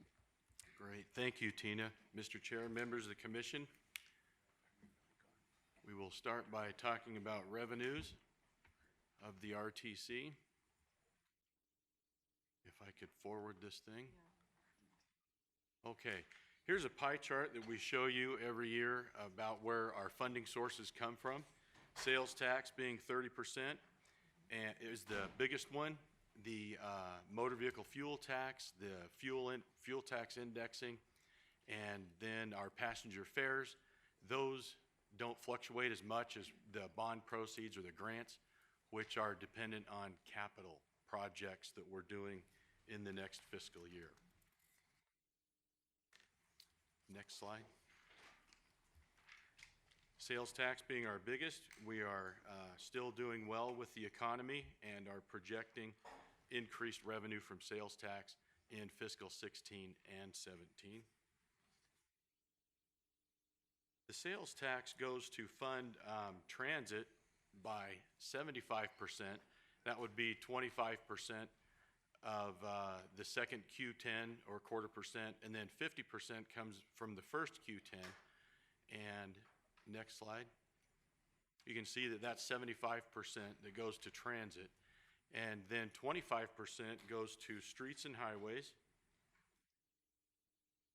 And the 75% of the sales tax funds 65% of our operation in transit, and fare revenue funds 34% with a little bit of money, $2.7 million, coming from our advertising program.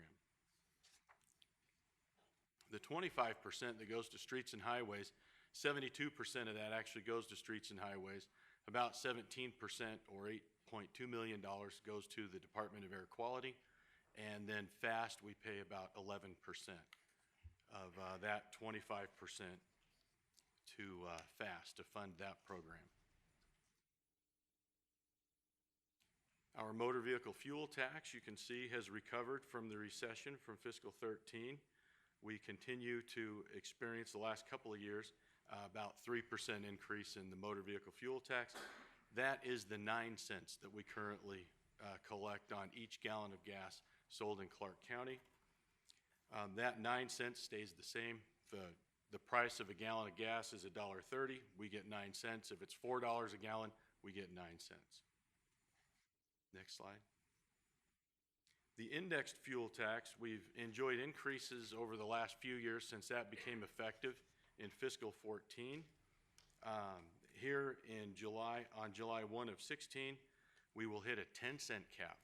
So at that point, if nothing else is done, that 10 cents will remain the same into the future, no matter what the price of a gallon of gasoline does.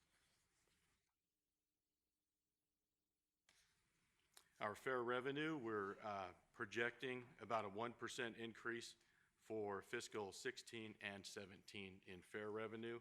The next slide shows us the ridership, and we're projecting a little bit higher increase in ridership due to increased service hours that we're putting out and also increased the number of routes. We have a few new routes we've implemented.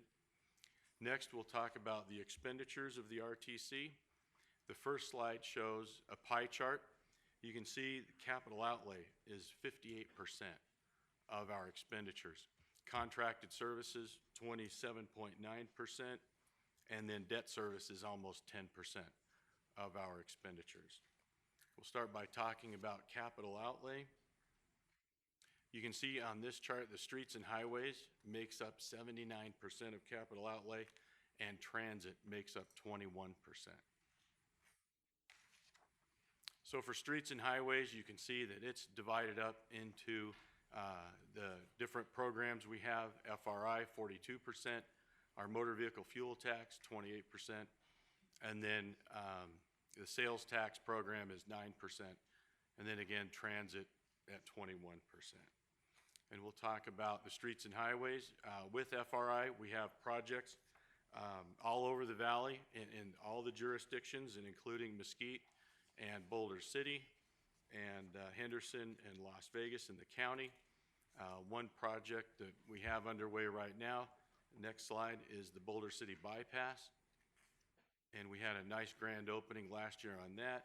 If we go to the next slide, this is a nice map of the Boulder City Bypass. And the next slide shows that that's in making good progress in grading the road there. If we look at the next slide, it shows our money spent in fiscal 14, 15, and then year-to-date 16. We see that with the FRI program in 15, these are dollars actually spent in that year. We have spent almost $163 million in fiscal 15, and then year-to-date March 31 through March 31, we've spent $159 million this year. If we look at the next slide, without FRI, that 15 number would go down to 26 million, and then 16 down to 17 million. You can see quite a dramatic difference, and what a great thing that FRI has done for investing in roadways in Clark County. To fund or make a lot of that happen in the past, we have borrowed money. Our sales tax program, we have $247 million outstanding in bonds or in debt, and our annual payment for that debt is $25 million. The motor vehicle fuel tax, we have 4 bonds outstanding for a total of $394 million outstanding, and our annual payment is almost $42 million on those bonds. For the FRI program, being a new program, we have 2 bond issues currently outstanding. We are budgeting to issue a bond in 2017 for $100 million. We're estimating our annual debt service or payment at $18.7 million in fiscal 17. This chart shows where we are with our debt. Our debt is determined by our revenue. You can see with sales tax, the yellow stands for our current debt service, and then there's a little slice of pink or red up there that tells us we could afford to pay another $1 million a year in debt service and sales tax. Motor vehicle fuel tax, we can afford a little bit more, about $6.4 million we could pay. That shows that those programs are not completely maxed out. So we're in good shape there. FRI, we've colored that one different in blue to let everybody know that that is additional debt we can issue. However, that debt is slated and planned for projects that are already in our plan. We move on to the transit capital budget. We're budgeting $96.9 million, which the majority of that is grant funded. We're going to buy 80 paratransit vehicles that are powered by compressed natural gas. That'll cost us $9.1 million. We're going to buy 55 fixed route vehicles, and those are also powered by natural gas, and these vehicles are 85% grant funded. And that is because they meet the Clean Air Act requirements, so we get a little better grant funding on those. This shows that we're going to improve our compressed natural gas facilities by $14.4 million, and they will be funded, that will be funded 90% by grants. And then our bus shelters, we're estimating we're going to spend about $8.8 million on those, and they are 80% grant funded. The next slide shows that we're going to spend about $8.6 million on improvements at the IBMF, and that's going to be grant funded. About 70% for things like replacing the roof and air conditioning units and keeping the facility in good shape. We're also going to be investing about $7.4 million in technology upgrades. As MJ mentioned earlier, we're going to be buying new MDTs for the paratransit vehicles. We're also going to be adding mobile ticketing coming up here pretty quick. That should be going, we should be getting that in August, and then some additional enhancements to that program in November. A few things that we've done in the past to enhance our transit system, if we go to the next slide, is invest about $3.1 million a year in added security. We did that in 2015. We added 54 security officers and 6 rapid response vehicles, making our response time to incidents well improved over the past. We've also invested $930,000 in bus driver safety enclosures, and that will be complete by June 30 of 2016, and will also be standard equipment on future bus orders. We've invested about $5 million on a fixed route bus camera system, and that was substantially complete and in service in December of 2015. That will help in not only adding cameras and coverage on the bus, but also a better back office system and longer recording, longer period of time we can retain recordings. Another system we've invested in is called the Fleet Watch system, and currently we have in place a fuel and fluid management system, so we can track what buses are burning how much fuel, and also what buses are using fluid, how much fluid they're using. That is a nice tool for our contractors in monitoring the health of a bus and how much fluid they use. In the future, we're going to add more monitors at the bus yards for entry and exit and fare retrieval. And also a bus wash monitoring system. That will help the contractors automate the readiness of their fleet. They can look at the system and see that a bus has gone through all the necessary steps it needs to for deployment, which hopefully will reduce unnecessary road calls in the future.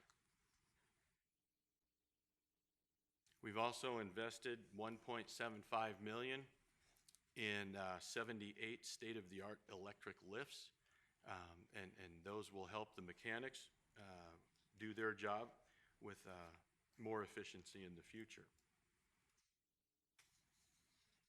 Next, we'll talk about the operating expenditures of transit. You can see our fixed route contract cost. We're budgeting $105 million, up from $96 million in fiscal 16. That is due mostly to added routes and service hours. The next slide shows our fixed route service hours. And we're budgeting 1.63 million service hours for fiscal year 17. The next slide kind of overlays the cost and the service hours of our service, which shows that we've kind of maintained some efficiency in providing that service. You can see that our peak of fiscal 09, we were at 1.55 million hours of service, and we've recovered now in fiscal 16 back up to that level. Our paratransit contract costs, we're projecting some increases. We did enjoy some savings in fiscal year 15. You can see that dip down to $40 million. And our next slide shows us with that new contract that became effective for fiscal 15, we saved about $4.7 million due to reduced hourly rates in that new contract. We're projecting similar savings in fiscal 16 and 17 for our paratransit contract. We continue to move our fleet over to compressed natural gas, and this chart shows us that a gallon of diesel costs about $1.30, and we know that diesel is a little more volatile than compressed natural gas. As of yesterday, that $1.30 was $1.44. So you can see just in a short period of time that price does change quite a bit compared to what we pay for a gas gallon equivalent of compressed natural gas at about $1.06. This next slide shows us a graphic that how we are converting over to compressed natural gas. You can see the red bars are going down dramatically and the green bars are going up, the green representing compressed natural gas. We have reached out to Southwest Gas and learned that they do have two feeds or pipe systems that come into the valley, one from the south and one from the north. The south one originates in El Paso, Texas. From the north, that comes from Kern River, California. So we actually have better security in our supply of natural gas than we do of diesel, which only has one pipeline coming into the valley. The next pie chart shows our fixed route buses. We have 404 buses in fiscal 17. 221 of those will be compressed natural gas, or 55% of the fleet. The next chart shows our paratransit fleet, and that fleet will be 90% compressed natural gas in fiscal 17, and 10% will remain flex fuel or E85, so that our nonprofit business partners can fuel up at gas stations throughout the valley. And this chart shows us an estimated savings by using compressed natural gas. These are just dollar savings over using diesel. So not only do we get a dollar savings, we're helping clean the air and save money at the same time. We are projecting a larger savings in fiscal 17. We think that gas prices are going up. We've budgeted diesel at $2 a gallon. You can see that we even had a savings in fiscal 16, even though diesel prices are at record lows this year. And that concludes my comments for the budget presentation. I'd be glad to take any questions. Thank you. Comments or questions? Commissioner G? Thank you. In your initial batch of slides, you had 100 million projected for 2018 that we'll be expending. And I guess my question was, you had a previous slide that 79% of the funding goes to, I didn't write it down, versus 21%. One was to capital and one was to the other. Is that 100 million? I guess, let me restate what I'm trying to get to. Or can we find that Yeah, maybe slide? that slide might help me visually, sorry. I had too many chicken scratches. You're a visual. Which slide do you think that is? Oh, streets and highways? Yeah, on the streets and highways. So you're projecting another 100 million that by 2018. I was just curious whether your funding formula, your split was 79-21. Is that new 100 million had to be allocated that way, or do you then update where your resources need to be allocated? Oh. Transit versus, I'm not being articulate, I'm sorry. I had too much coffee. No, that's okay. Now that's the capital outlay. Yeah, that all depends on how what projects are in the line. Okay, for so the you streets have and that highways. flexibility, because I would Oh, hope we yeah. wouldn't be stuck with the 79-21 permanently. No. You can shift those Yeah. allocations. Okay, Oh, that yeah. was part one. All depending on need.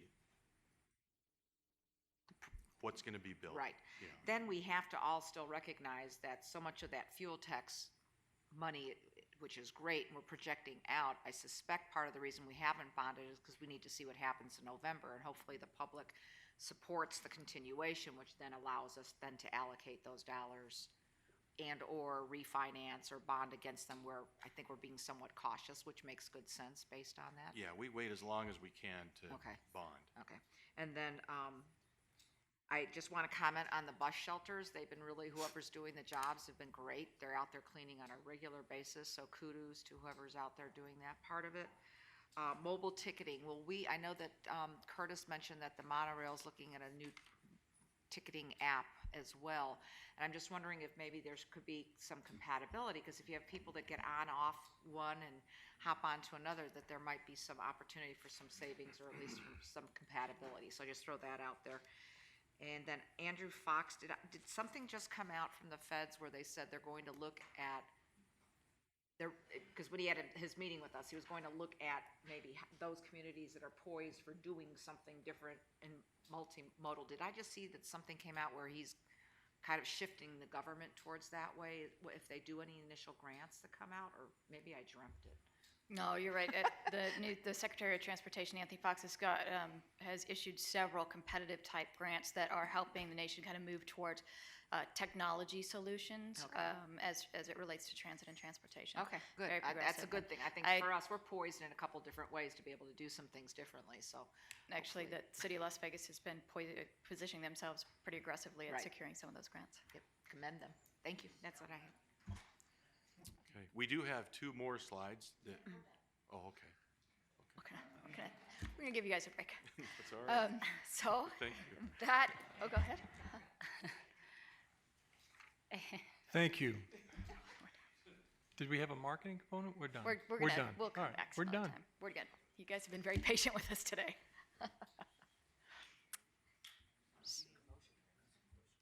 Mayor Lee. Thank you. I've been concerned about Project Neon, not for the future, but for the present. And I've talked to the councilwoman in the area, and I'm a little worried that everybody's going to start trying to figure out, how do I get around this construction site? And as I look at North Las Vegas and I see all the traffic coming down Rancho, I think it's going to stop, and it's going to start turning down Lake Mead, Cary. It's going to go, Cheyenne, Craig. All of a sudden, if you want to go on this end of town, how do we deviate from this area? I want to keep that traffic moving quickly so our people can get to and from work, in an expedited manner if I could. I had your wonderful Carl Scarborough come over here. You just, Chris G. mentioned about the bus shelters. He's that guy. He's wonderful. And I asked him if there was a way that I could go out and talk to landowners and say, hey, listen, we know there's a parking problem here, but we need we need turnout here. We want to keep things moving on. Is there any money available that if we identified how we could keep our traffic moving down our east-west arterials and build more shelters at this time? Is there any money available to do that?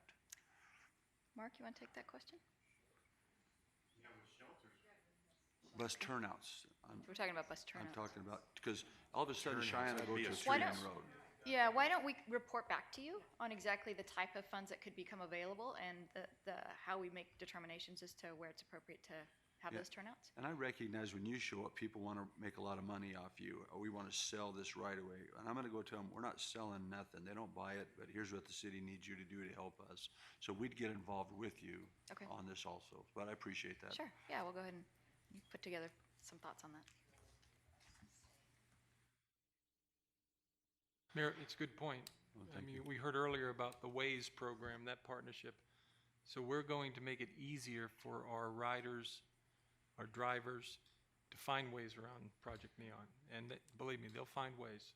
You're right.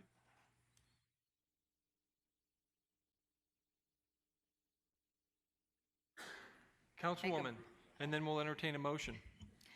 My understanding is that the Project Neon people have been meeting with transportation to look at alternate routes. I mean, that's what they told me.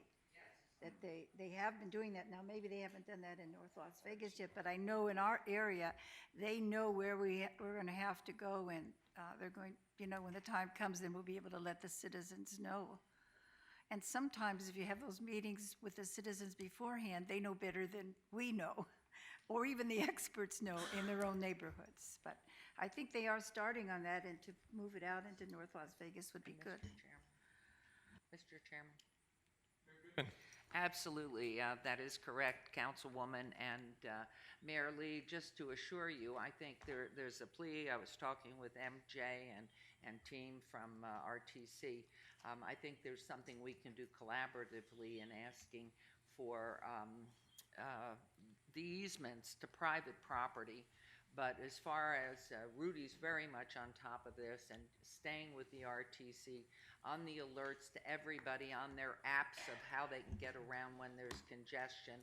And as I asked earlier, what are we doing to add routing during this time period? So without question, you're right on, spot on it. The reason I brought that up is I'm reading a book on Chris Christie. I read autobiographies about people. I'm just interested in them. And when they shut down, I don't know if he shut down that Fort Lee Bridge or not. I mean, but the police, the medics, no one could get through that traffic. And I can just imagine people who have these needs and responsibilities aren't able to move to Boulder City. So they're going to stay in North Las Vegas and they're going to try to figure this out. So I just want to make sure that We'll build them a road to get there. Life safety is going to be a very, very important issue on this. So I Yes. appreciate you. Thank And you. just please contact Rudy on this too, because we are working very diligently with NDOT as well as the RTC. And that is, when you talk about you need the collaboration of everybody, and you all have to be working together. We did do that recently where I met with someone in business who owned a business court, went to her, asked her, would they donate some land because they weren't using their entire parking lot. And she did that. RTC stepped up and they helped us, and we were able to make that extra turnout. So it avoided on Charleston and Valley View, turning right on Valley View and maybe hitting somebody. But again, the funds did come from RTC to help, and of course the lady donated the land, and some people are willing to do that. Maybe very few, but there are some, and we just keep trying. We've had several private partners who have. Right, they're willing to help us out because they know, and besides, I think in the end it helps them because it helps us clear up that whole area. Entertain a motion. I would make a motion to accept the budget report as presented. Approve and accept. Motion on the floor. All those in favor signify by saying aye. Opposed? Motion carries. Thank you, Mr. Chairman. Your last item is number 40, which is your last citizens' participation period. This is the second time set aside for public comment. Those wishing to speak to the board. Once I get my cards, please move to the front.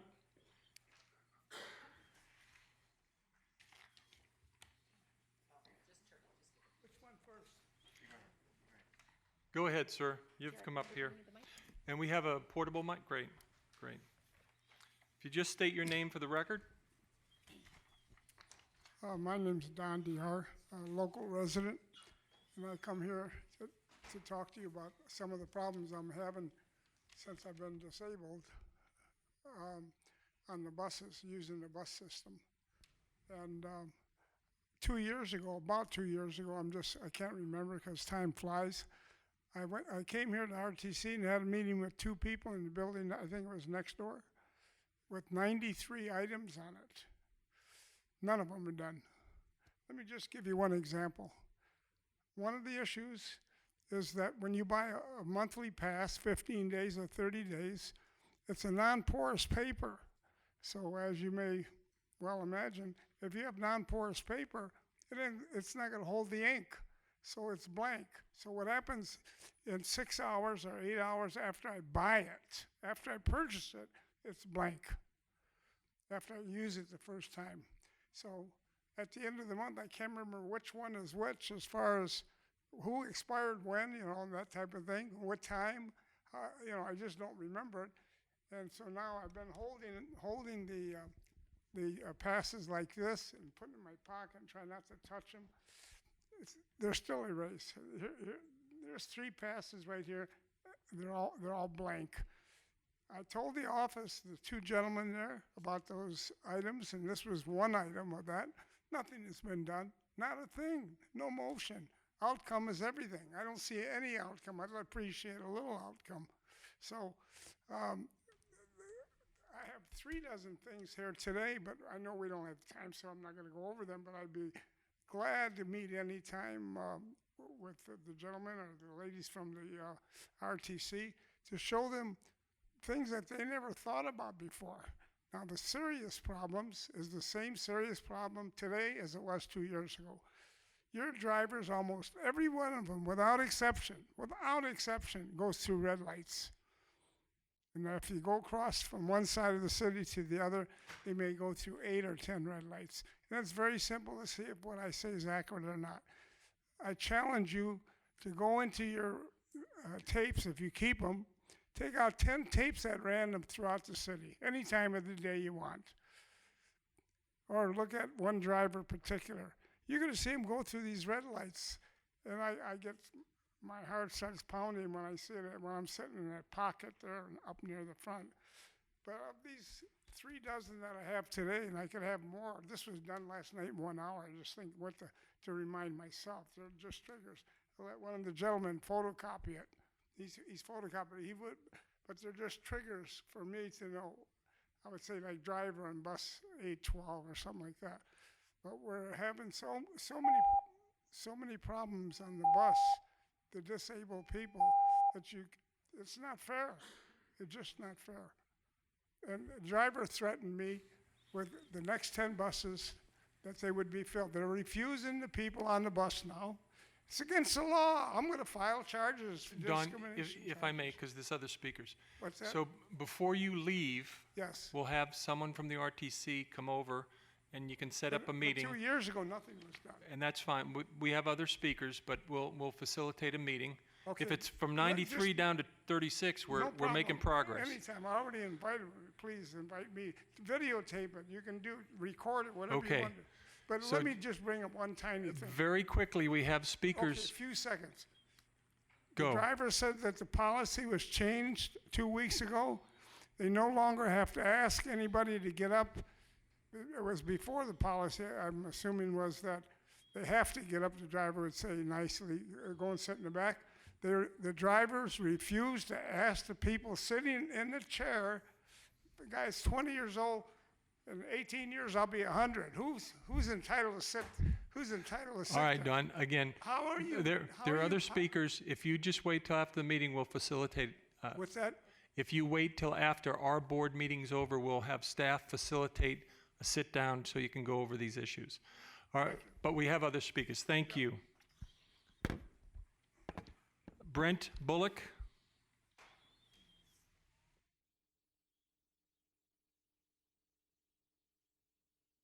Hi, Brent Bullock, 6133 Benchmark, North Las Vegas. I'm on the RTC's Bus Stop Advisory Committee. I'm also a self-employed businessman that believes in solutions as opposed to creating problems. Sometimes there's my letter to I identify personally more with a blue-collar worker, even though I'm a successful self-employed businessman. Sometimes I wonder how government funds and functions by getting other people to pay for projects that they're creating. And my 2 cents worth is I'm vehemently or vigorously opposed to the light rail system on Maryland Parkway. I think it's going to create more hazards and create an expense that is unfair and unreasonable on the rest of the taxpaying public. Even though fares might only be $2 or $3 to ride the system, which the fares of $2 or $3 might cover the operating costs.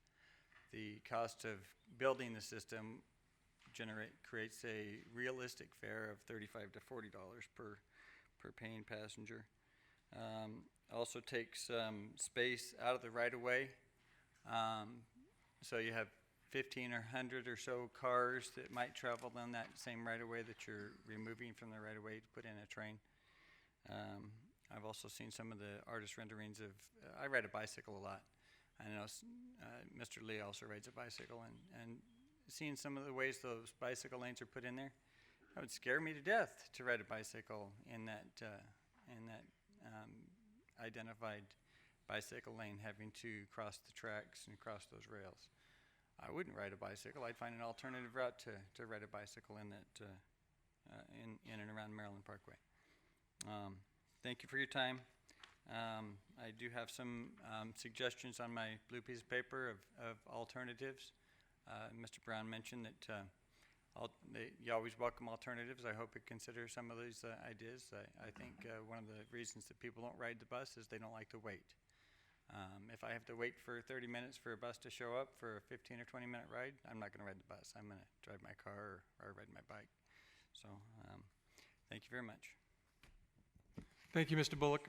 And I can assure you, Maryland Parkway, that there'll be a lot of public outreach, so there'll be opportunity for you to attend those meetings.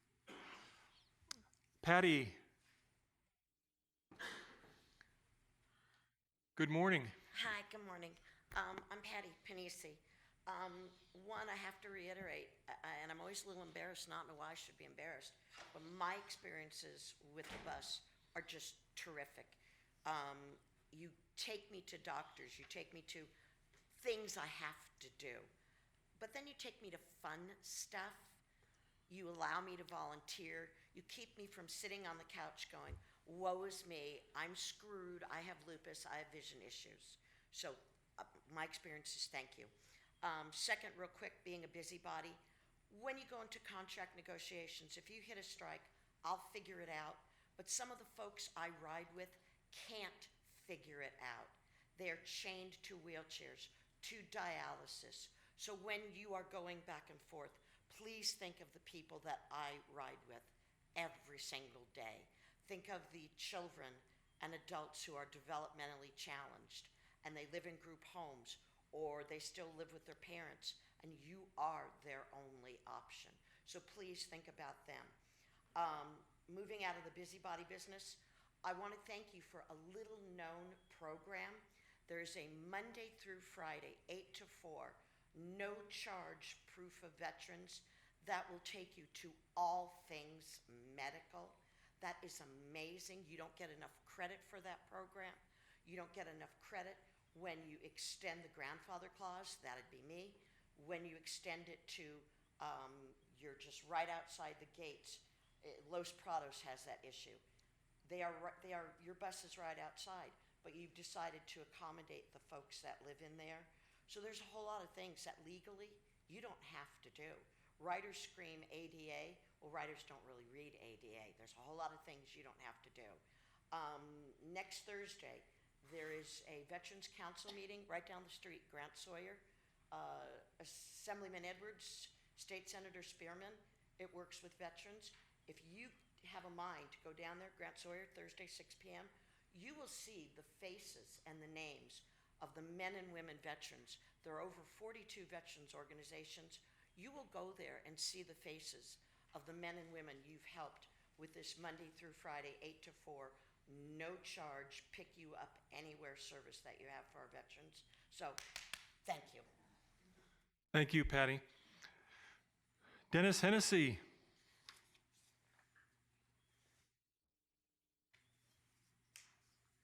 Mr. Chairman, Commissioners, staff, thank you for allowing me this opportunity to speak.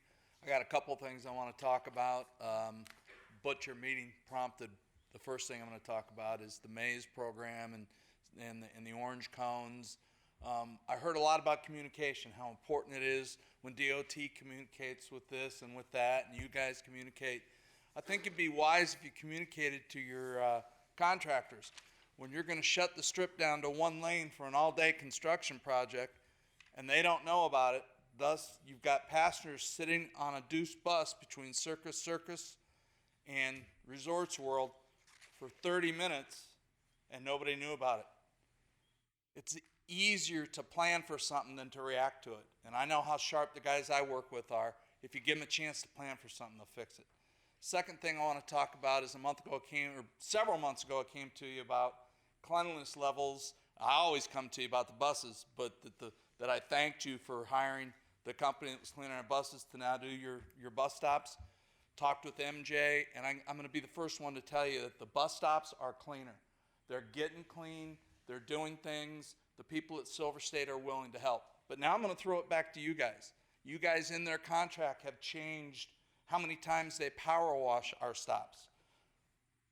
Mrs. Goodman, Mrs. Tarkanian, you'll be pleased to know that it stinks so bad down at Fremont Street at our bus stop.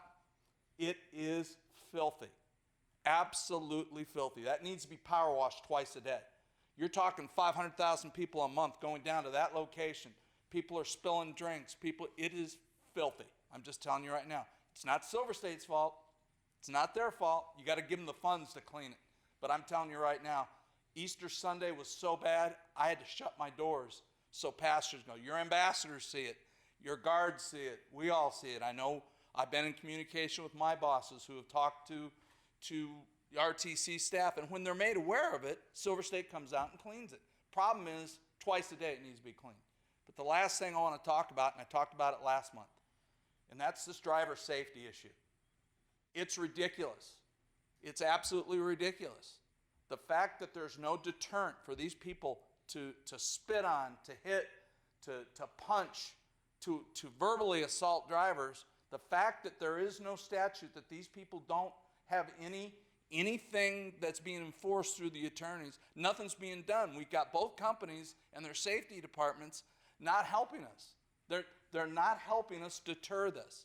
We're getting tired of being spit on, being punched, and being verbally assaulted. The doors are great. The added security is great. When you give the added security the authority, what we need is transit police, that when they tell somebody, hey, do it or don't do it, they get a ticket. Now, it's nothing. They're a security guard company. We need your help. And this is one thing I'm passionate about that I'm not going to let go of. You think I was bad on the cleanliness levels of our buses? I'm really going to be bad with this. Guys, we need your help. Somebody help us. Thank you. Thank you, Dennis. Next speaker. Anyone else wishing to speak?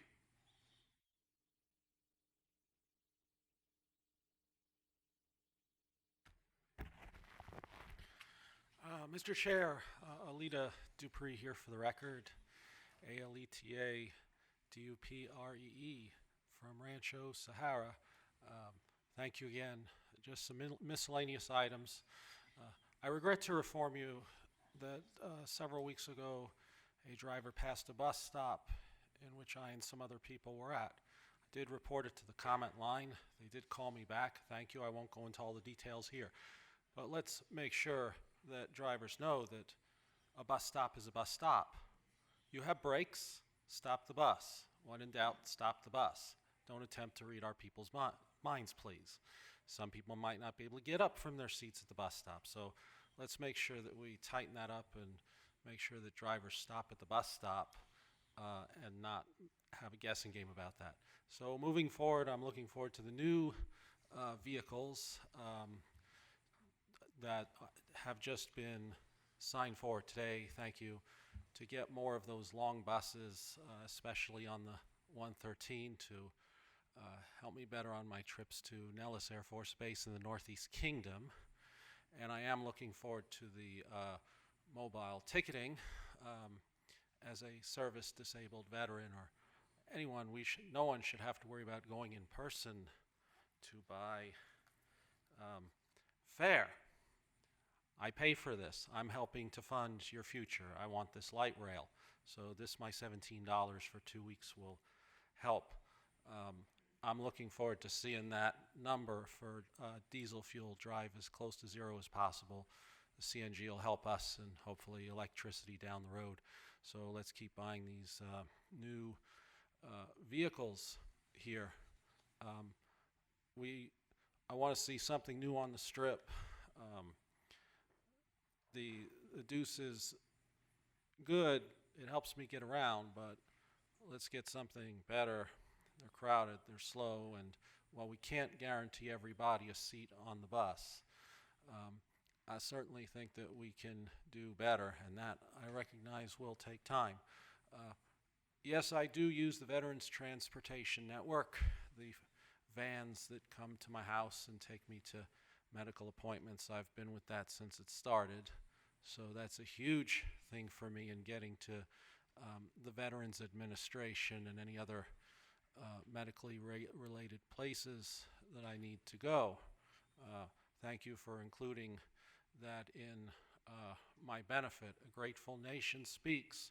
I leave you today with my motto on my shirt I learned during my years in the Army. Let's always remember, mission first, people always. Let's keep pushing forward and retain our personhood. Thank you. Thank you. Anyone else wishing to speak to the board this morning? Seeing and hearing no one, we thank you all. This meeting is adjourned.